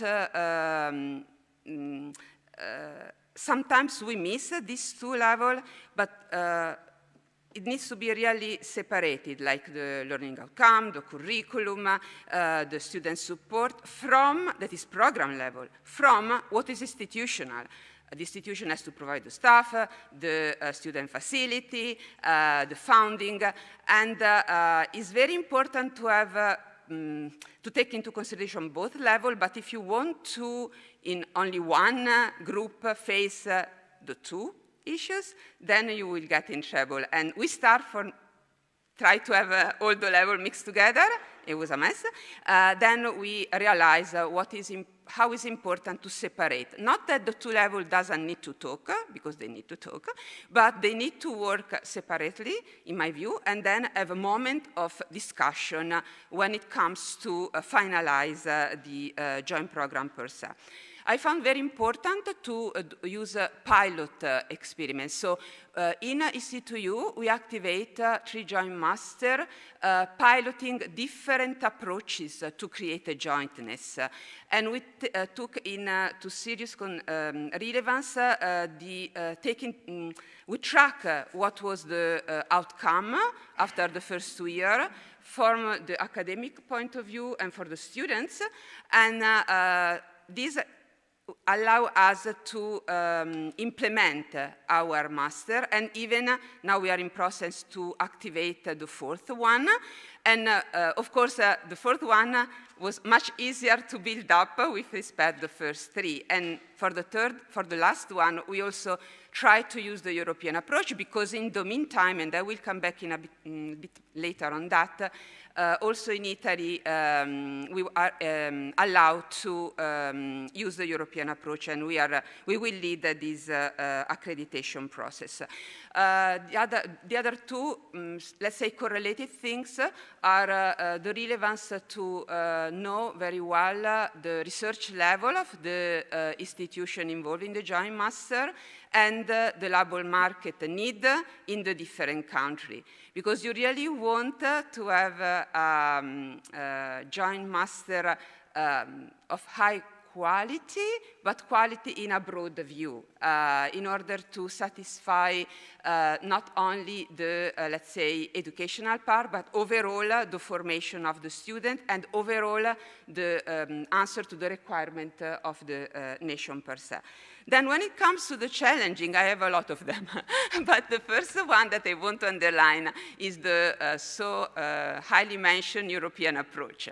The European approach was supposed to simplify everything.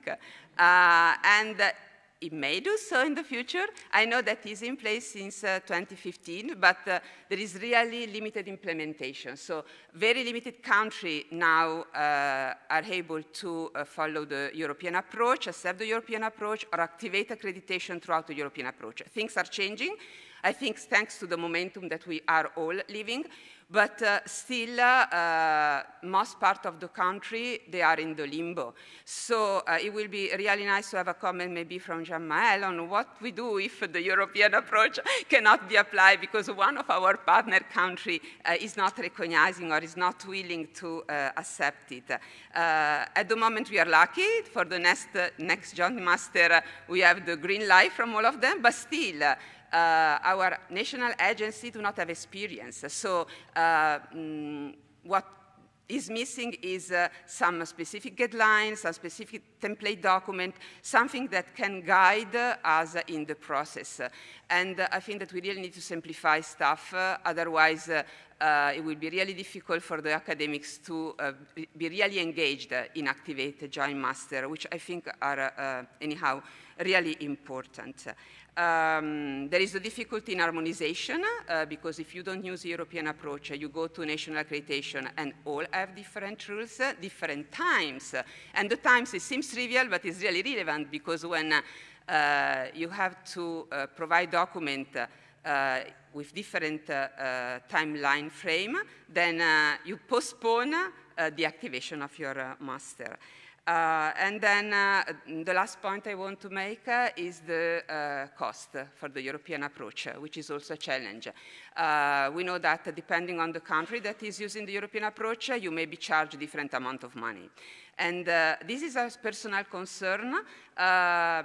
Will this be or create a skew on the type on the countries that will be asked more to be responsible for the European approach, meaning the one where it costs less, they will have more requests with respect to the other one, and will this be accepted by all the countries? And overall, after the alliance project will end, or for the universities that are not in alliance, who will actually take care about the cost? That's also another issue that I think can be critical and challenging in the near future. Thank you. Thank you, Antonella. We mentioned already the mapping at the start. So, Susanne, are there strategies or practices you think that can help in the alignment of quality assurance processes towards the European degree label? I try. Thank you for giving UNIC the opportunity to share our experience in the development process of 2 joint degrees with our 8 international partners. And these are joint degrees where all partners sign one document, which is really a challenge also in the signing process, as you have to send the document around Europe. And we also have a partner from Turkey, so we have also sent it to Turkey. I would be a little bit more general in what I will explain you later on, and I will focus on the development process, and the alignment of QA is for me a part of the development process of the curriculum. I will start with a kind of a provocative statement saying that true joint degrees should fulfill the criteria of the European degree label, except 2 or 3 little things by now. But I think the European degree label is an additional push to implement really joint degree programs and not being or having a kind of a okay, those 4 partners are delivering a joint degree, and those 2 partners have additional double degrees as they are not willing or not allowed to award a joint degree. Joint degree programs that wish to apply for the label are in no way different than other joint programs. The label is a symbol that the requirements for a joint program have been implemented jointly, which is really important. You know that the similar thing has to be done when you are applying for an accreditation by the European approach. So this is nothing else. And the basis of all QA models, or the QA models you will create for your joint degree, are the European standards and guidelines.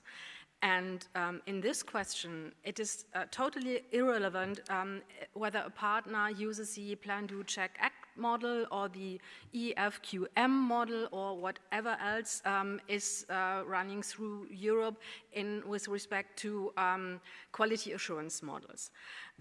So for me, not the model is the crucial question, but the how-to. What I always been propagating is saying the development process has to be a holistic one. You have to include all parts in the development, also the tiny bits like admission.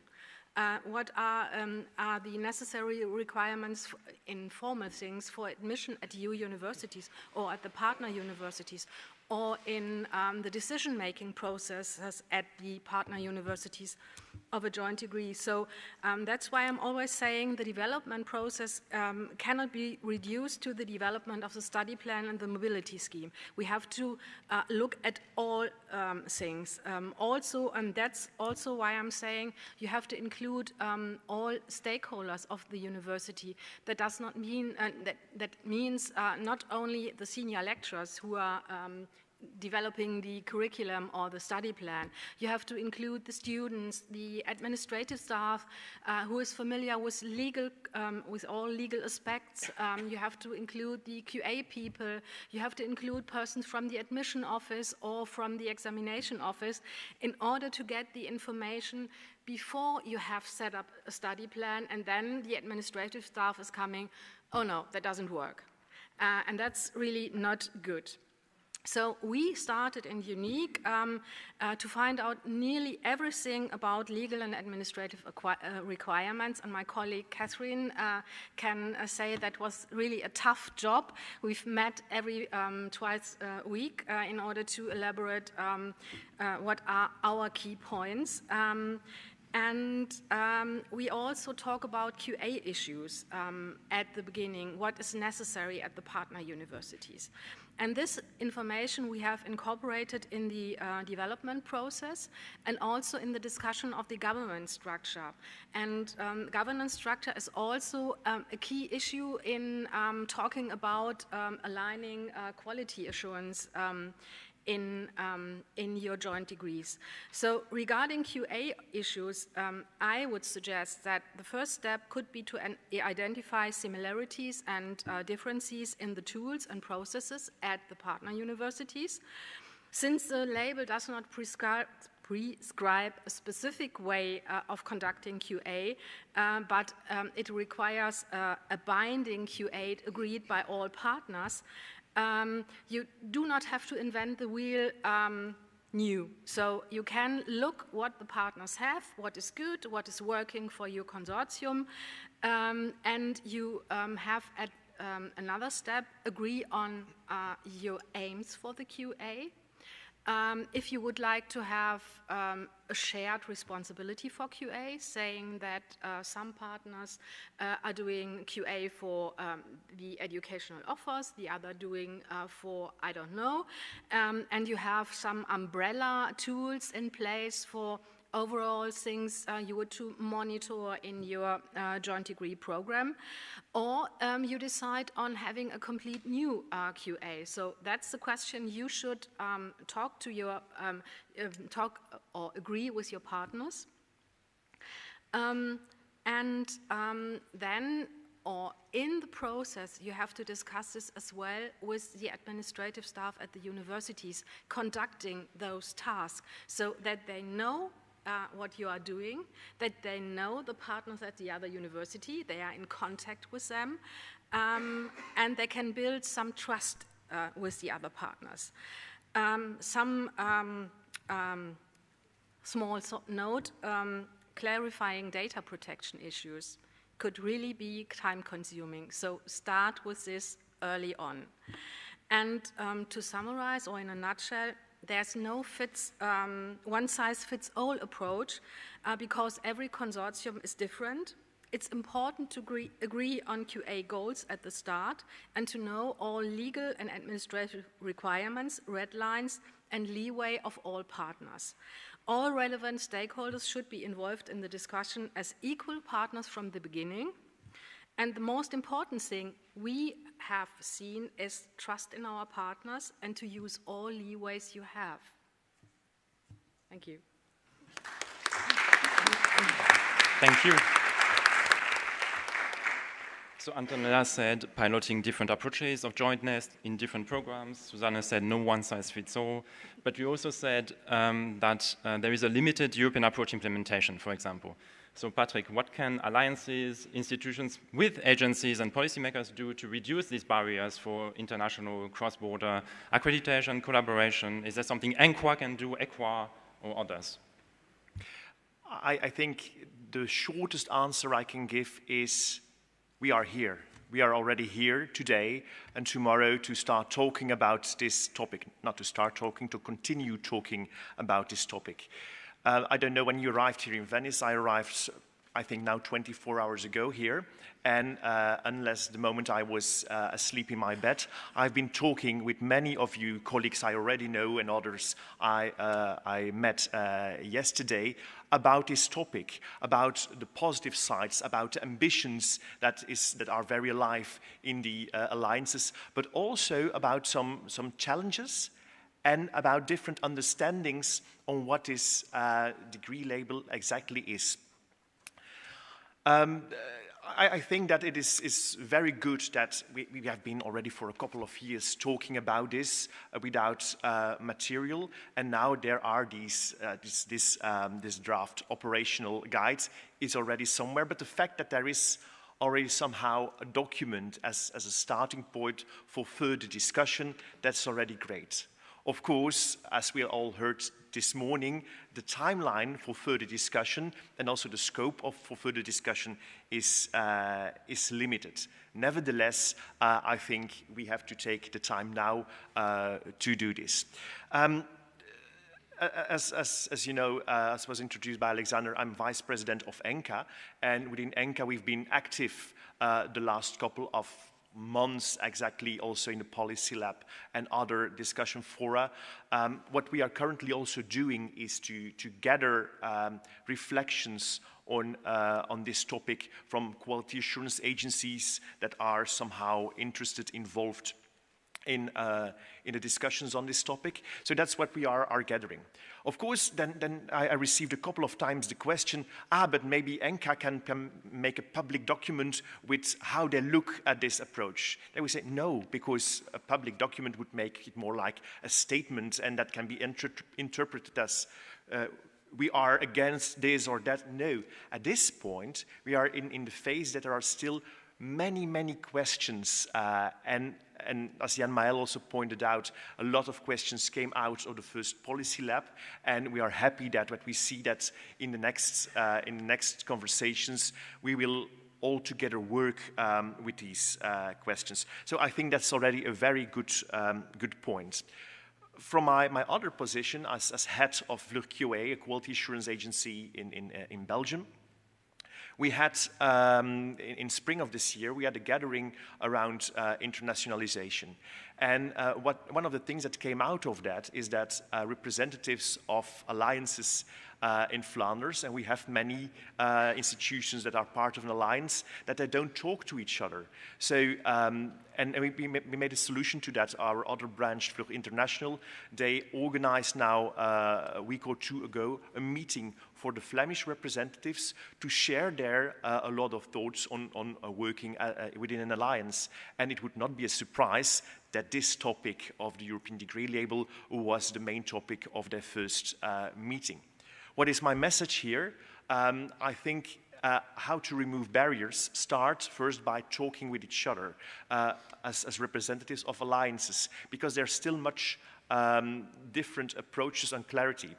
I remember a couple of months ago, I was somewhere abroad on a panel also with Dagmar, and there was a question on the timing for the European degree label, and where we explained the proposed timing, the institutions reacted commonly, oh no, it has to be implemented as soon as possible, we want it next year, because when that is implemented, then we are sure that all national barriers will be gone.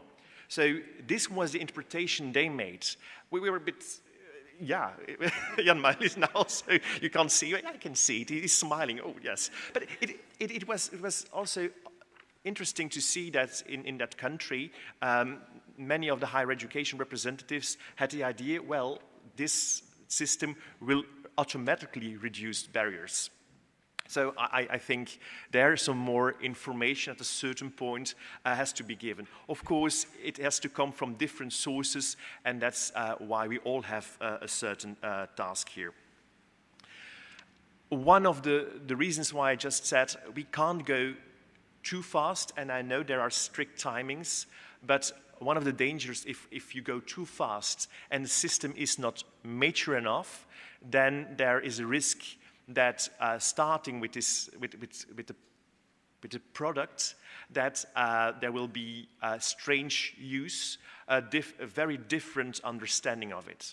On the other hand, we also understand very well that if we will wait till all barriers on a national level are gone, that we all in the room, also the youngest ones, will be retired. So that's the reality. Well, I'm afraid this is reality.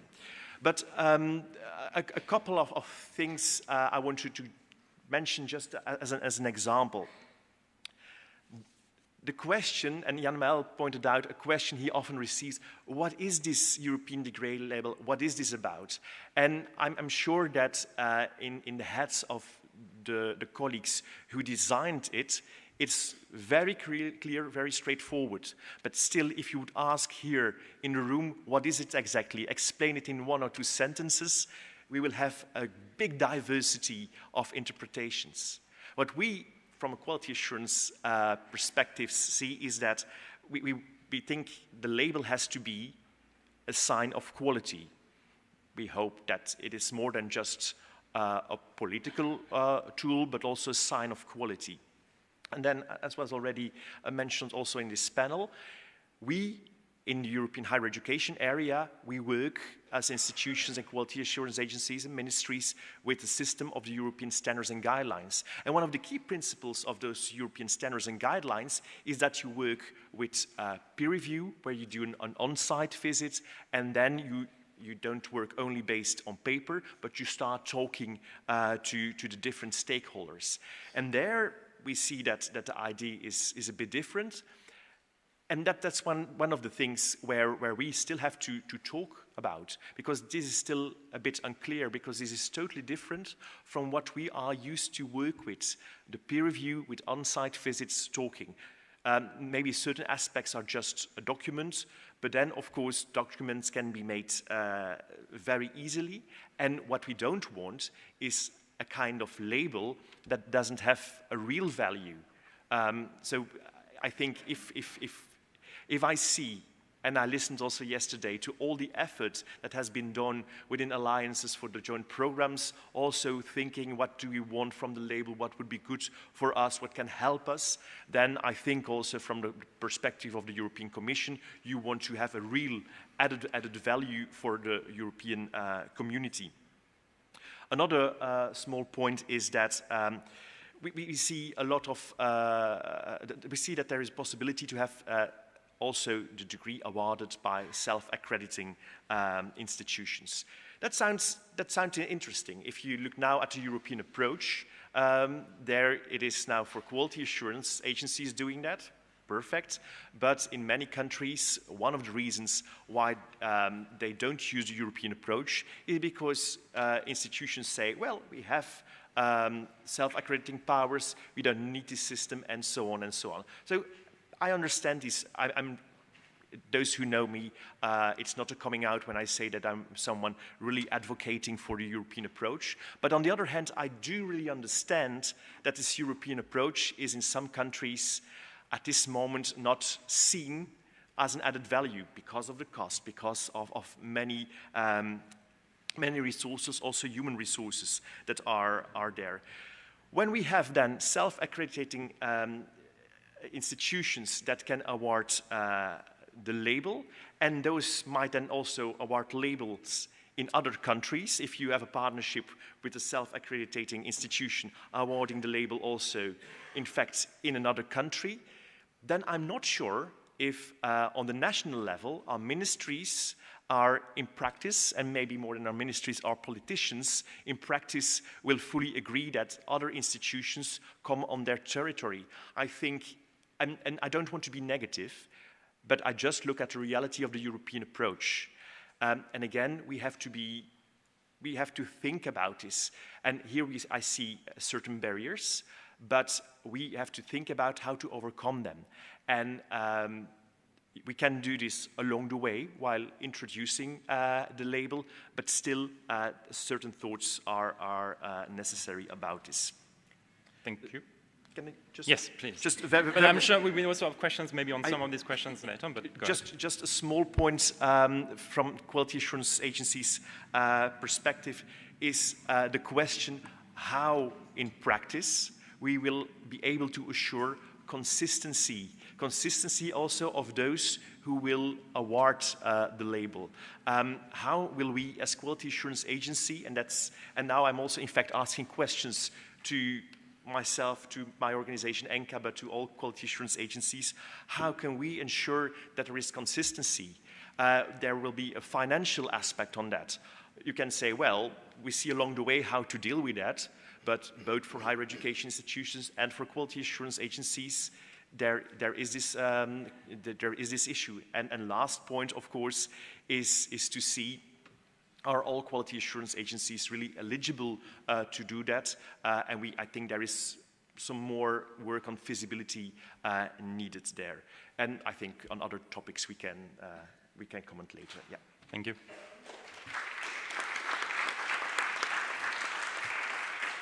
So we just mentioned the ESG. We mentioned earlier today, I think, the ECTS user guide. All of this is not happening in a vacuum. The ESG are being revised at the moment. I'm sure you've received the email. You have until the 9th of January to provide comments if you wish. Do you think, Dagmar, that this revision will have an impact on the feasibility, the implementation of the European degree label? Or do we need specific changes to support this implementation, maybe also in the European approach or other area? Thank you, and thank you for inviting me.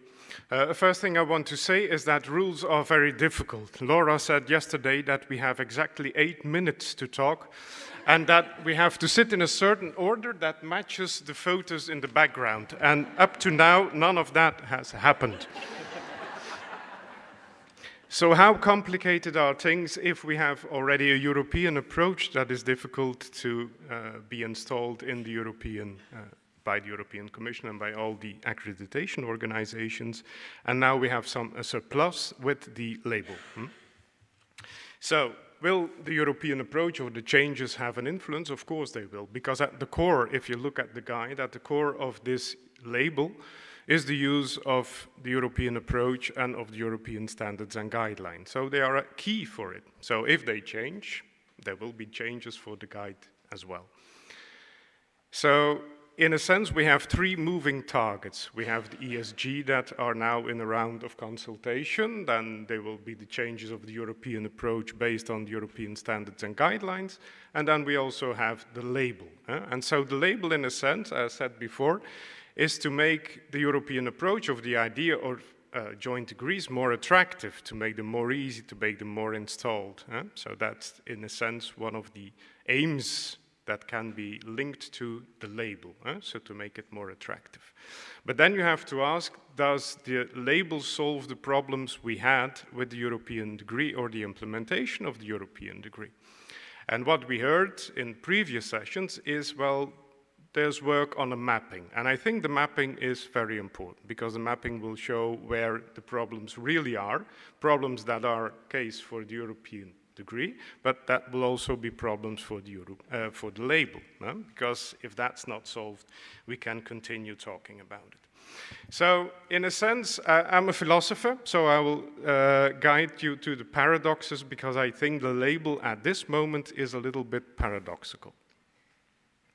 And it also relates to what Patrick has been saying. What we have, in a sense, if you look at the guide, what is central to it is an application of the European standards and guidelines and the European approach. And above that, there are new criteria that have to be met. But as Patrick said, if you use the European approach in the first instance, then what adds to it is most of all paperwork. Is most administrative, is in a sense a bureaucratic exercise in which you have to show more than what you would have to show if you use the European approach. And it's not just more, in a sense, it's an interpretation of the standards and the criteria that you apply for the European approach. But what you do is that you make a whole new guide that is something new, adding up to procedures that already exist. And adding up procedures to what exists, that's what we call the lasagna model. So you have to prove something at a certain level, and then you have to prove another level, and then you have to prove again another level. And in a sense, this is not another level. It's an interpretation of what already exists, and to make what exists more attractive. So that would be very nice. So, but here we come to the true logical paradox, because in the guide, what you have is the European approach is key, but you rewrite it, you add all kinds of things, and so you make a new guide, a kind of new framework, and so what you have is that European approach is not key, because it's not enough. You have to use something else. So that's a statement and the negation of the statement. At the same time, it's not a paradox, because it's an implementation, it's a certain way of interpreting the European approach and adding up things. And so, in a sense, what you get is a catch-22. And what's the catch-22? Well, I wrote it down because I have to say it truthfully, is to be the label to be attractive for institutions or for alliances. It should be successful in solving problems of the European approach and the national authorities that make that problematic. But to be successful in solving problems of the European approach, it has to be attractive. So people have to be involved in it. So it should not be a niche product. And that's a bit the danger that will happen. You have joint degrees, which are already a niche product, and now you add certain criteria to an already existing niche product. And so if you add new criteria that, as said this morning should not be fulfilled and can be interpreted into the situation of the institution or the alliance, it's still a niche thing that will be created. And so in a sense it contradicts a little bit what is in the guide itself, namely enhance the quality, equity and inclusiveness of European higher education by fostering access to high quality transnational programs. But niche products are not really that inclusive in a sense. So that's also a problem that's created by it, I think. So what would be, so it can be you think he's quite negative about this label. Well, I'm not at all. So it can be a label if it can be used as a label as such, and if it puts the European approach at the center as it should be. And there we come to the idea, if you have a paperwork, then it's not really enhancing the quality of education. If you want to have the enhancement, then you should have a true dialogue between peers. And so also the additional criteria would be best implemented in what you use, namely the European approach and in the dialogue of the European approach. So, as here we are at a meta level, so you have institutions, then you have alliances is a meta level, then you have an alliance of alliances. So what the alliance of alliances or the collaboration between alliances could do is just look at if we have the new European approach, which Patrick said will not change too much, so let's hope so. If that is the case, you could say, well, okay, if we look at the standards and criteria, then what specific interpretation can be given to these standards and criteria to meet the additional requirements set by the label? So just say what additional subjects must be discussed and must be met to have a specific interpretation of the use of the European approach. Then we have the European approach and we have a specific application of the European approach leading to the label. If you meet it, it's okay. If you don't meet it, you still have the European approach and you have quality assurance, external quality assurance of the joint degree that can be used in different countries, and let's hope in this respect it can help to break the national barriers that are on the acceptance of the European approach. So in this sense it could be very valuable, I think, and it could aim or fulfill its aims, but then it should be something practical. Because if it's not practical, if it's a new procedure above another procedure, and as Patrick says, everybody was hopeful that this would break all the national barriers, if we want that to happen, it should be easy. And the easiest way is to be a specific interpretation of something that already exists. Thank you. And Laura is smiling, so I really have to say. Thank you. Do you have questions on quality announcement, on the label, on the European approach, on the mapping of the different procedures? The colleagues mentioned also the consortium agreement. I think one has a question probably, I don't know, the microphone is there, Alexander as well, and a colleague to the left then.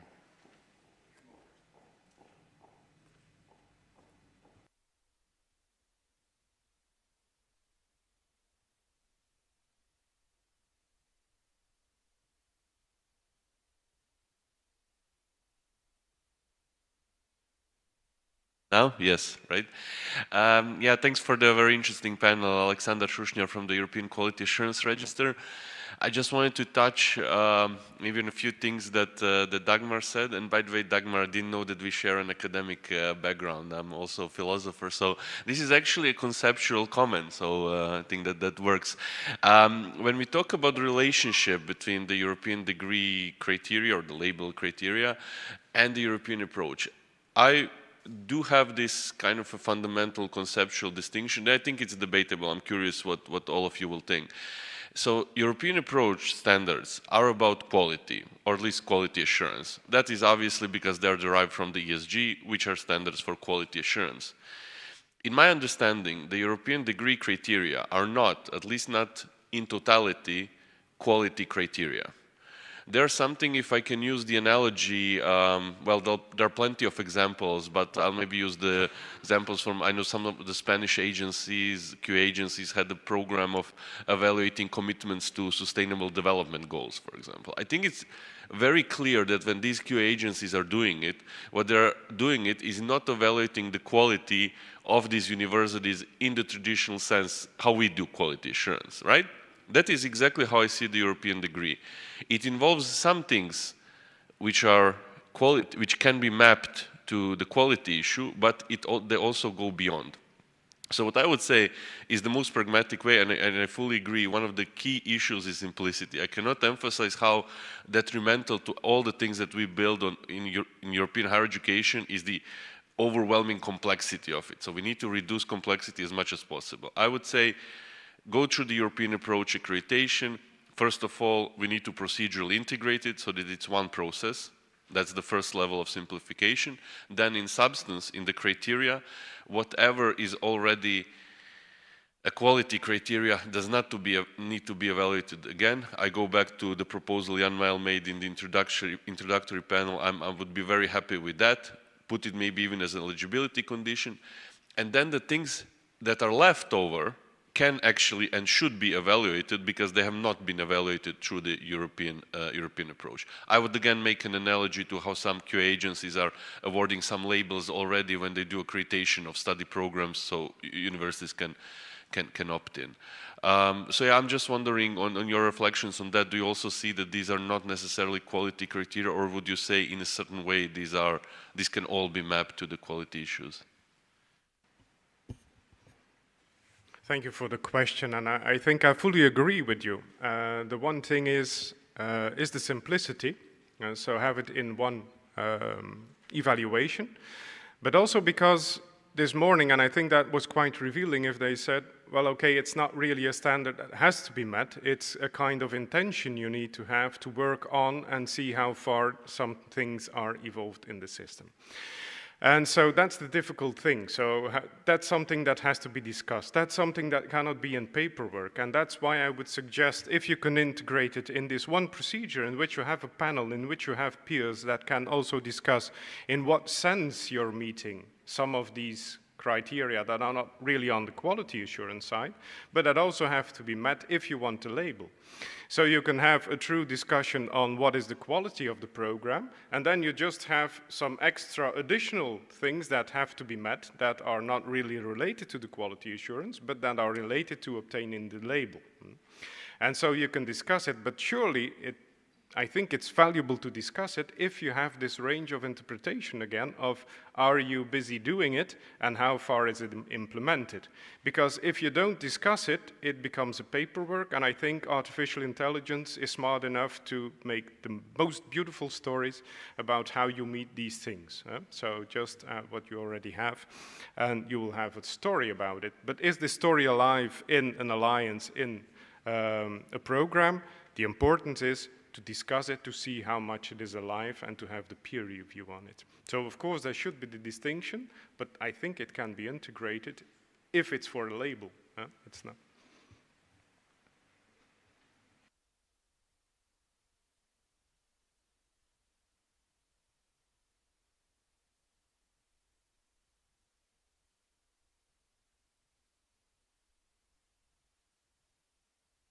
I don't think it's still working. Yeah? Thank you. Sorry. Thank you so much. I wanted to react to two things. The first is the expectation management regarding the potential removal of barriers that a label can do. I think Jan Mael already talked about this in the morning. I think barriers have two elements. One, it's probably the most important one, the barriers we have in our minds, which is the lack of creativity to overcome barriers, which we see, I think, every day. And this is visible because joint programs exist with great cooperation arrangements. The problem is that not everybody is in a position to solve, to approach those challenges. Here it's clear that the label can have a key role, giving those examples that everyone can follow. But then we need to be, I think, really careful on what we expect from the label when it comes to the actual removal of legal barriers. A label can only get you so far.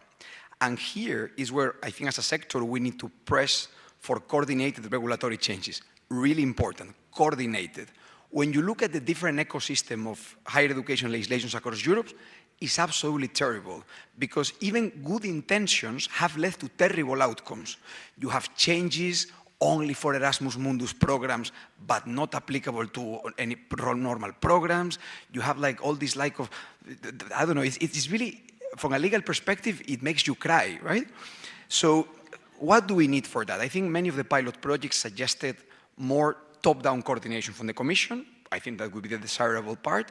But then even at the level of the ministers, there needs to be technical working groups really discussing how to make those changes, because otherwise it gets to a random public servant in a country and it doesn't work. So then I think that, first of all, adjusting expectations about the label will be really important so we get there, and then it's clear that we need a real European degree. This is the first part. The second part, about the use of the instrument, I think the reflections by Dagmar were really interesting. In the end, for me, the bottom line is, I don't know what the European degree label is, but I know that even before existing, it works. How do we see it? Well, 2 years ago, we had 25 registered programs in ECAR for the joint programs. I think now we have close to 100. Would this have happened without this momentum? I know that now, in my alliance, we can design cooperation agreements taking into account the criteria. So I think the lesson here is momentum is key and community is key, and maybe those were not there before the European degree, and we need to keep that. So yeah, just a couple of reflections, and really happy to get your thoughts on that. Thank you. Susanne or Antonia, are we not creative enough in the way we work? Well, I think that you made a very nice point regarding barrier, what they are. And there are barriers at different levels, I agree. And lack of creativity is one of the things that we face at the really beginning of our setup of joint master. So it's true, sometimes we identify barrier, and then looking at the national rules or even local rules, we don't find, we are not enough creative to bypass them, but then you can bypass until a certain limit. You can be creative, and believe me, I am very creative, until a certain limit. Then when it comes to legal issue, then that you map, then you need to really create a table with accreditation agency and ministry, which is actually what that personally we did, thanks also to the pilot project at a FISH, and also internally in our university. What is, I think, is really important, and it should be taken seriously into account, is exactly the relevance to make the change in the proper way. Meaning that we know the barrier, we are creative, we bypass what we can bypass legally, but then we know that legal changes needs to be done, and this needs to be established in a open way and clear way, not for specific program, because exactly what it happened, I mean, I think all over Europe, is that for some specific program, you have specific rule. And this I don't think is good, because it makes confusion, it complicates the administrative burden, and then it just lowers the interest that the people have in activating any kind of program. So I foresee the European degree label as something that will be successful. And just coming back to the previous discussion, I also see the European approach, in my view, more as a tool to arrive to the European degree label. I don't believe the European degree label is the European approach, but having spent so much time in set up joint master, I believe that the implementation of the European approach can help us in activate joint master, and this joint master, by creating, respecting the criteria, that they can have the label. And in this process, if we are smart enough, we may also be able to modify, from a legal point of view, the national legislation to go toward this objective. So, yeah, that's my comment. Thank you. Susanne, shortly, and then we have the colleague on the right side of the room from your perspective. Just one addition. Creativity means also that we have to be brave enough to use all leeway we have. For example, we also be creative in our joint programs regarding some legal questions. That works. Everyone says, okay, this is really the red line. We can go so far as we read the pink part of the red line. So we have to be brave enough. That's the key point. Thank you. We still have some time. The colleague a few rows to the back and then to the Commission.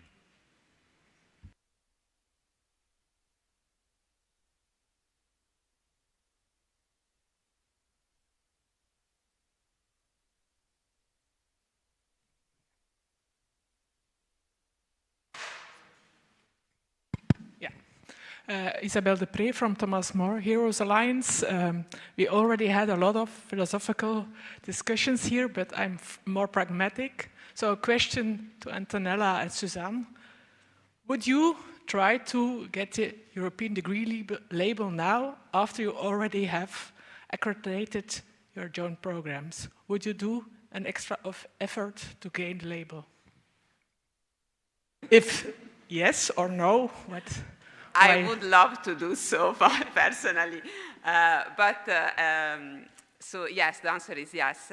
But in the building up of the joint master that we activated already, we don't fulfill yet completely the criteria.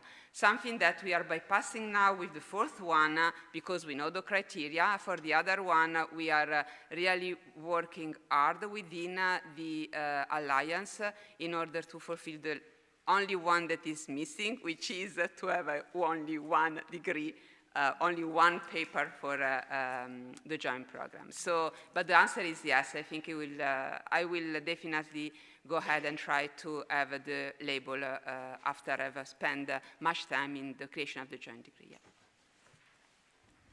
Same for our joint degrees. We have done an accreditation by the European approach. So we have done a couple of tasks we should do for the European degree label, but there are some issues we have to solve. For example, the question of inclusivity.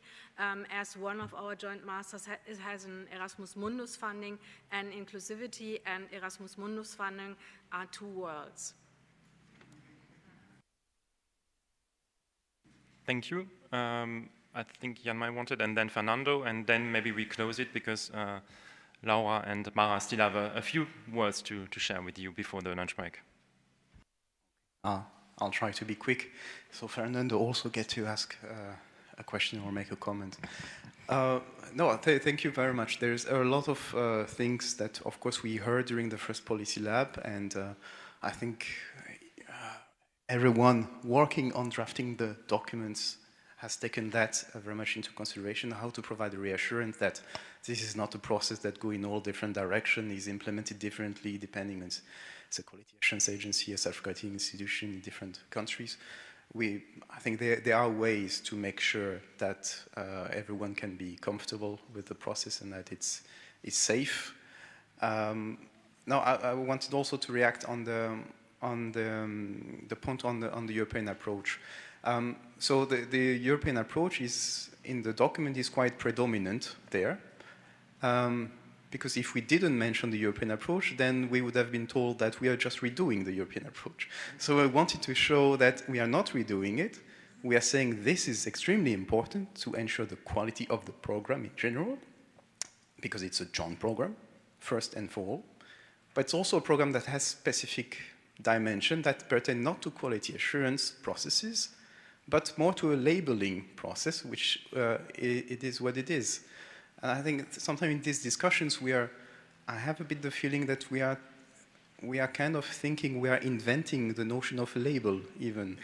This is not the first label to be ever created. I mean, this is not so, it shouldn't be so hard.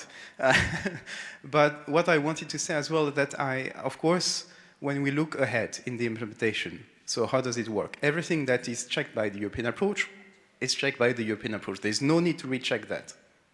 So, for example, for a program that we are just evaluated using the European approach, of course, this evaluation should not be done again for the sake of getting a label. This is done. So the only part that would need to be verified is, do you have these specific elements that grant you access to the label? And now, it's important to take time, but it's also important to start somewhere. Now, we'll never be in a situation where we start and we only have new programs being created, being evaluated, and then getting the label. We have joint programs that exist already today, you design them. What about those?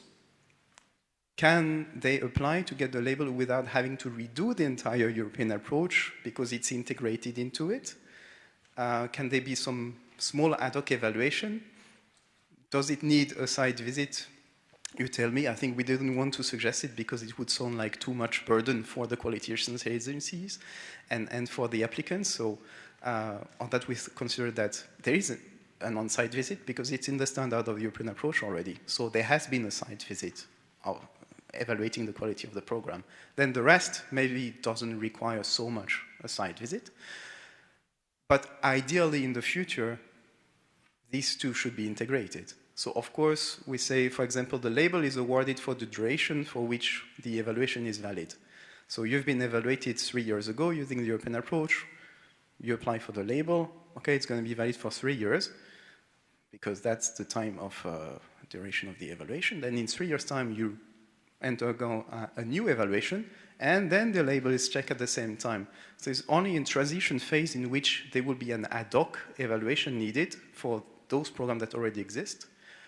But in a horizon of 6 years max, everything should be integrated into the first evaluation, ideally using the European approach or the standards of the European approach, and then everything should be smooth. But we'll have to accept this transition phase in which we have to decide, is that okay to have a partial evaluation, ad hoc, with site visit or not, you tell me. But then in the long run, of course, these two things should be evaluated because that's what makes the most sense. If I may just shortly respond to this, I think you now also asked a lot of questions, and I think for all of us, we need at a certain point continue discussing this, very valuable points. Is this really necessary or not?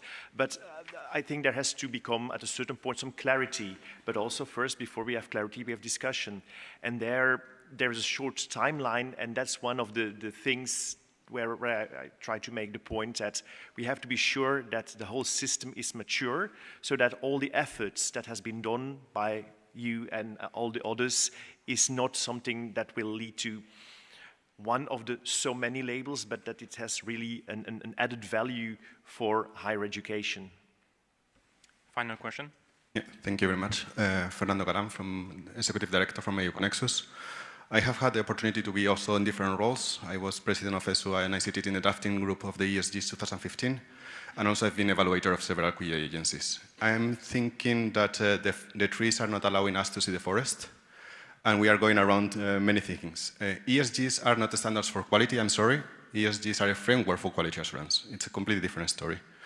The European approach is a tool to interpret the ESGs in the joint programs. It's also not the standards for quality.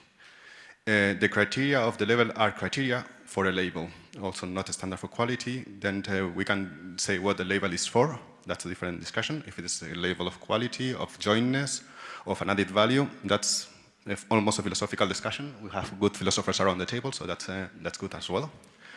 Yeah, that's as a framework for the whole discussion. Taking my background as an evaluator of QA agencies, I actually took the criteria, and I took an example of one joint master from my alliance to see how we could evaluate it. I only needed 2 documents, the consortium agreement and the evaluation report, no more. I could check all the criteria with those 2 documents and evaluate if that joint program will fit the criteria or not. Very simple. It took me half an afternoon. I did it. So I'm thinking that we are overcomplicating our lives. Sorry. Thank you, Antonella. Yes. If I can react to that, that's what actually is really important, the consortium agreement that needs to be very well done, taking into consideration all the different aspects. And that's what actually we realize during the phase on creating the joint master. And there are not really templates circulating, so you have to build your own, and that can be challenging.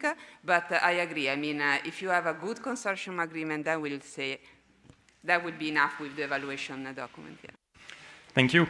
These are all the topics you will talk about in the workshops this afternoon. So, but first, let us thank the panelists, and then please stay in the room for the next part.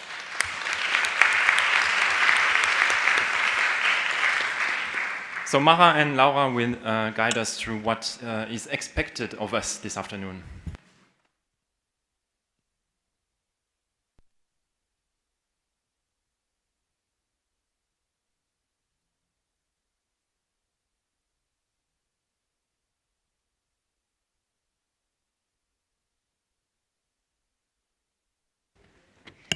Okay, normally we have a little interactive session. We would like to ask you what we are missing in this event, what questions aren't we addressing, and then during the evening, the organization committee and the speakers will meet to try to respond. So I need to use 2 computers now, so be quick with the QR code. The quicker you are, the sooner the lunch.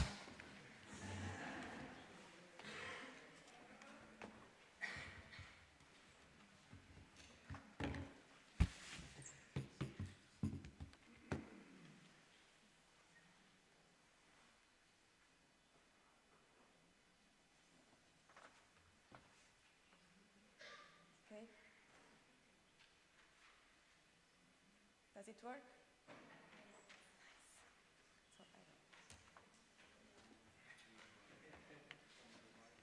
No? Okay.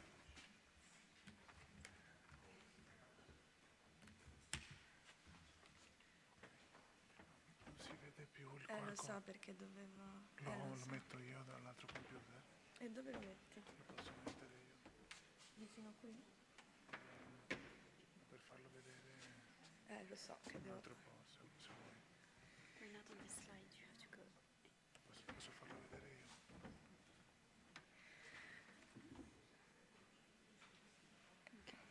Okay, so we first, sorry, it's very confusing.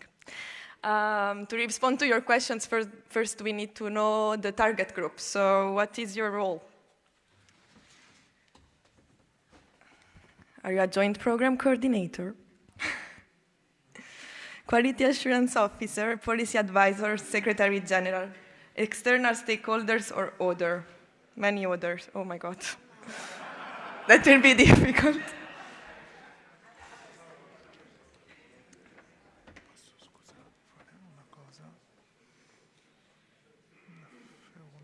Ma tanto possono anche fare da qui, Non serve perché guarda, possono farlo anche da qui. You can also join the Menti through the website using the code on the screen. Second question, joint programs in our alliances. Do you have joint programs already running, planned or in development? Both or not planned?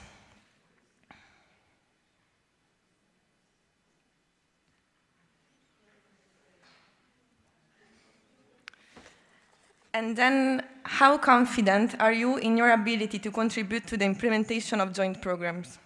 Very confident.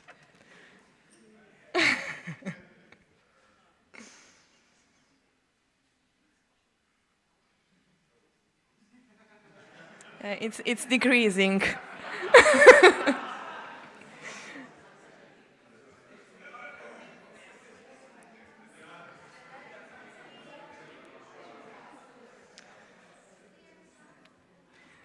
Okay, 3.9, good average. Next question.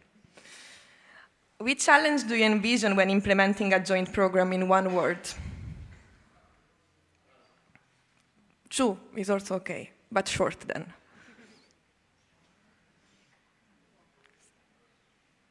French administration.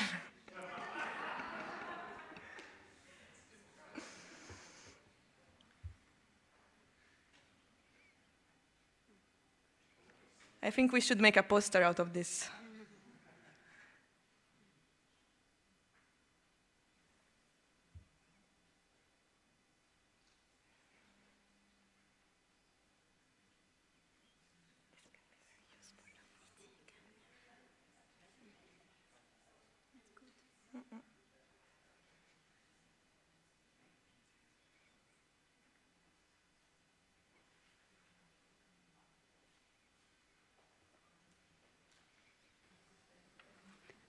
we will not be able to solve the problem of trust and funding tomorrow night in the closing session, unfortunately. French legislation also tough. Okay, we can move to the next question. On the European degree label, how confident are you in your joint program be aligned with European degree criteria? I see PPMI with fingers crossed.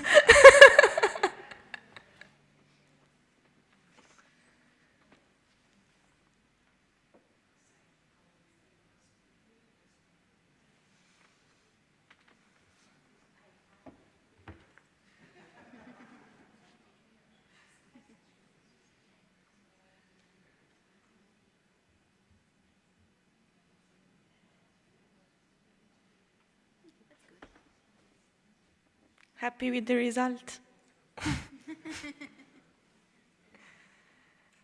Okay, next question. Which is the most challenging criteria to be implemented or assessed? This is the first category. So we have higher education institutions involved, transnational joint degree delivery, joint arrangements, quality assurance arrangements, graduate tracking, student-centered, transnational campus, mobility, dissertation, joint dissertation.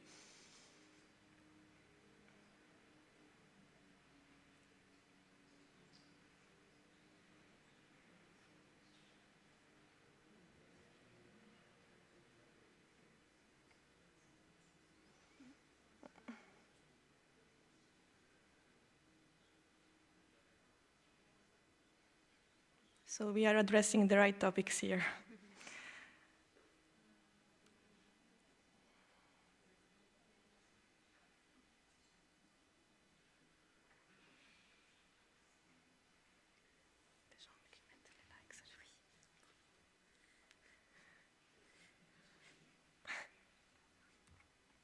Okay, and then the second part of the criteria, which is for you the most challenging to be implemented or assessed. Interdisciplinarity and research-based learning, opportunities for learning beyond academia and employability, digitalization, values, multilingualism, inclusiveness, and environmental sustainability. Inclusiveness.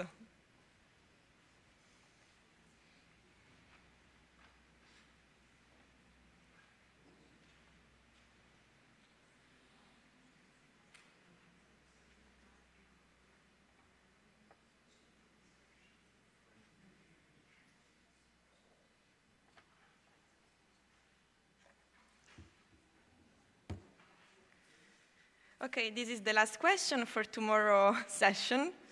What do you still need to be clarified? No need, I mean, maybe keep the Mentimeter open, and if you lose the link, just drop an email to me and Mara. Yeah, before 6, that would be nice. Okay. So here you can list all questions you'd like to see answered. Of course, we're not going to be able to answer all of them, but the ones that we can answer, we'll try and aim to answer them tomorrow. But it's also important for us to share the remaining questions or challenges with, well, with PPMI and with the rest of the members of the groups that will be receiving the report and that are with us online as well. Thank you. So what happens next? Very difficult because it's a labyrinth here, so be careful. From now until 1:50, we will have lunch, and then we will ask you to come where the registration happened, so where we met yesterday night and where you registered this morning, at 1:50 sharp, because there will be students accompanying us to the rooms. For each room, you will have one person of the organization committee to facilitate and take notes. But we will ask to each group to choose a rapporteur, because we really want to, I mean, again, it's a working meeting. We all know each other very well, so we really want as many people as possible contributing to this event. So we meet again at the coffee break first, at 3:15, and then after the coffee break here again. Yes, and the number of your table is behind your badge. Enjoy your lunch.